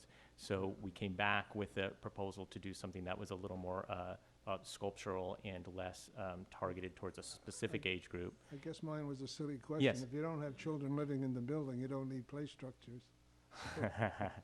The intention is to have this area here be an open lawn, and we're definitely open to having a play structure if we could get some kind of direction or consensus on the right type to do. And how high, there's a raised plant, that's also a raised planter, or is that flush with the pavement treatment? It's raised by one step, enough to get some healthy planting in there, I think is the intention. Okay. Okay, I actually don't have any other comments on that. I think that I went through all my comments at the last study session. So, we have the environmental impact report that we need to certify. Do we need I'll any make- discussion on that? No, but I think we need a separate motion, so I'll Yes, make a motion please. that we certify the EIR. I'll second. On the motion to certify the EIR, Commissioner Cardoza, Aye. Commissioner Jeffrey, Aye. Commissioner Martin, Aye. Commissioner Sherman, Aye. Vice Chair Hoff, Aye. Chair Donaldson. Aye. 6 ayes, the final EIR is certified by the Planning Commission. I make a motion to approve the project. It's The en- actually a motion to recommend approval to the city council. Oh, With the understanding they're gonna work with staff on doing something about Number the of issues. tweaking of the screening. Did you Speaking of want the a what? condition about loading? The shades. Oh, the shade. Oh, is there an option Jeffrey? for loading? Yeah, Made well, a comment about that? yeah, there, let's see, where would we put that in on the conditions? I've been working on Okay, that great. while you've been Well- talking. Page 14 under, this is my suggestion anyway, since it would be in the public right-of-way. Page 14 under public improvements, prior to issuance of certificate of occupancy, I would suggest adding a condition 3 under that, C3, entitled loading zones, which would Okay. say something to the effect that there shall be a loading zone along Adeline Street at the center of the project frontage restricted to weekend use only. So during the week, someone could park there? I suppose. We could say during the other times it shall be parking. So people would move in on weekends rather than I thought that's what I heard. No? It seemed to me that. Well, I was just concerned about in general. I can just give us an example, like in my building over at the warehouse. We don't allow parking or moving in and out on the weekends because it's disruptive to the people that Oh. live there. Maybe you should say weekdays. So it only. should be weekdays, yeah. Oh, okay, sorry, misunderstood. I would think there's more. And they have demand to make special arrangements, and someone has to be there to monitor the door, because we were having problems with the doors being left open and security and such. So I would think that you'd want it during the week and not on weekends. I would think that if we have a loading zone there, I think that the parking on Adeline Street there is more valuable than a loading zone that's gonna be used for such a limited time, and if there's some other way to regulate it or have a different point of entry or something, I Wha- wouldn't be in favor of having that designated as a loading zone all the time. Well, how many parking stalls are we talking about on Adeline? Losing 3 parking stalls? Maybe. Maybe that could be striped as a green zone, 24-minute zone or something other than a standard parking It stall. probably takes longer than that to move. Yeah. Well, I know, but still, you got a parking truck. They're not gonna be ticketed for having a parking truck within that set of 3. It becomes more like a drop-off zone in Well- front of the building on Adeline that they could park. And you're saying that's where they would park the trucks when they're moving? Right. In the limited times, I'm I don't just think saying that that's gonna it will work. take them more than 24 minutes to unload a Okay. moving van. I think there's more demand for the street parking on weekends than there is during the week because of the stores that are shops along. But, like the courtyard project at 65th and Hollis, there's always, frequently a moving van that's double parked, really obstructing parking, and I can see the same problem Oh, developing yeah. here on Yeah, Adeline, which is an important street. So I think it's a good point. I just don't know how, and I also agree that the on-street parking is important too. Well, what How about about- putting it on 39th? Well, But the elevator isn't Well, there. so they have to Elevator's go a on. little further. I mean, Well, They another won't do it. alternative might be to just have it as a loading zone until noon or something, because I'm concerned about all those commercial places on San Pablo Avenue that struggle so Trying to much that survive. have no parking available on San Pablo Avenue, and this is the closest place for people to park to Right. that. So those businesses, I would imagine, would have more traffic in the afternoon hours, so maybe that's a way to deal with it. So to maybe stripe it at the entrance, 3 stalls for loading zone until noon? well, maybe 3 down from the corner so that it, they can get in and out of it a little easier. Well, if we striped it right at the entrance, then that could also sort of serve as a drop-off. Yeah, When I someone think coming it's- through, and it would keep the opening open as well visually. That's true. I think it should be at the entrance. It doesn't make sense to have it farther down, I was thinking further up towards Younga. or farther up, yeah. 3 down. Well, I think Younga it should Way be at the next. entrance, but it's just a question of the timing, and Chair Donaldson makes a really good point. But we've got to have it restricted, because if we don't, it will be a problem. Is there going to be an on-site rental office in there? There's going to be an on-site manager, and at our Bakery Lofts project right up the road on Adeline, we restrict, I believe, to the weekends for just this reason, For moving? for moving in. So, and we're going to implement plans on our own, regardless of how it goes, because we, See the believe that potential as well. problem. So you want the moving to be on the weekends? I believe we do that the bakery project. I'd like to talk with the owner, of course, first, and Well, but yeah, I and I want to hear guess- your comments as well. So. Yeah, and that's the thing. I mean, you don't want when, people are gone working during the weekdays, and on the weekends, you're in and out of your place, and maybe, you're going down the elevator, or you're going up the elevator with a armful of groceries or something. And so, for the people that are there, I would think that they would prefer that the moving take place during the week and not on the weekends. There are 2 elevators though, so that, Okay, well, Yeah. whatever, however you want to manage your building, that's Right. fine by me, but Um, we need restricted loading access, because it's going to be a problem If we don't have that, I don't want to support the project. You know, the nice thing like the communities that I've seen we've built, like at the bakery lofts, people tend to stay there for a couple of years, so there's not like there's a lot of moving going on every weekend. Well, I don't know with all those studio units. I think you might have a lot of in and out activity. We'll see. But So is there, if we striping and zoned it, what are the options for doing that right in front of the building? I mean, the manager could coordinate that in some way with the tenants coming in and out and say, this is when you get to move in and out. But I just don't want to have an inconsistent striping for the street that's never going to get enforced in this Well, location. There are, I don't know if there are any in Emeryville, but I've certainly in other cities seen places, parking spaces that are restricted to loading only during certain hours.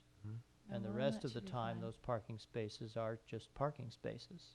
So, I mean, I think it was a good suggestion to say you have 3 parking spaces, and those are restricted to loading only during whatever weekend, I'm hearing. Okay. And the rest of the time, they're just parking spaces. So Okay. something to the effect that there should be a loading zone of 3 car stall lengths along Adeline Street at the center of the project frontage, restricted to weekend use only. This space can be used for parking at other times. That sounds good. Restricted from 8 a.m. to, Well, I thought that was for weekdays. oh, Do we want this restriction until noon on weekends? Well, why don't you work it with Yeah, I Right. think you guys should work it out. Good and suggestion, Buzz. however the manager's going Between to manage now the and the building. city council hearing, we'll Yeah. work with the Okay. applicant to Yeah, get great. mutually agreeable language. We just want to make sure that we're not creating a problem there. right. Okay, so is there a motion? So that was the motion I made with, a motion with those. with With the those conditions. And was there a second? tweaking. I'll second. Okay, so this is to recommend city council approval of this project with the change, the deletion of the condition about the flue and the grease interceptor, Right. the addition of the condition we just discussed about the loading zone, and not a condition, but an understanding that the applicant will work with staff on the design of the corner at 39th and Adeline. On that motion, Commissioner... For the window treatments, Yes. for all those window Yeah, the treatments. southeast. The Along awning. 39th Yeah. too. Okay. On the motion, Commissioner Cardoza, Aye. Commissioner Jeffrey, Aye. Commissioner Martin, Aye. Commissioner Sherman, Aye. Vice Chair Hoff, Aye. Chair Donaldson. Aye. 6 ayes, the motion is approved. We will forward your recommendation to approve this project to the City Council, which will consider it on January 20th. Thank you very much. Okay, so are Good there... luck. Yeah, thank you. Are there any commissioner comments before we... I just wanted to say happy holidays and thanks again to staff for all your continuous hard work that we appreciate Yes. through the year. And you don't get to hear it very much, but thank you very much for all your hard work. I second Yeah. that. Here, here. Convey that to Ann as well. Speaking of which, do you have her card somewhere? Oh, thanks, Arlo. I don't know if anybody's paying attention. At Oakland Council last week, they extended planning entitlements through 2011 for all projects entitled now without coming to commission. Just very interesting. It was just a sweeping Wow. decision made, all economic based. Anyway, just an interesting. Do they have a similar annual renewal if There are somebody hasn't moved Charlie forward? would know better. Do they have a 2-year and then 1-year extension? Well, I don't know what it is now. When I was there, it was basically unlimited. They could Yeah, but get- You just come and reapply for an extension? You could apply for an extension as many times as you Sounds want like until Oh, the okay. commission got sick of seeing you and said, no, we're not going to give you this 12th extension because we don't think you're really going to Oh. build this project. No, that's not happening anymore. Maybe it's not- 2 years. maybe I it's not that believe way it's 2 anymore. years, and then you get one year, and then you have to Is that how it is now? propose the whole So it's thing. 3 total? 3 Just total. like here? Yeah. I see. Smaller than. Okay, if there are no other commissioner comments, then we will adjourn. Well, you were supposed to be Thank going you. too. You said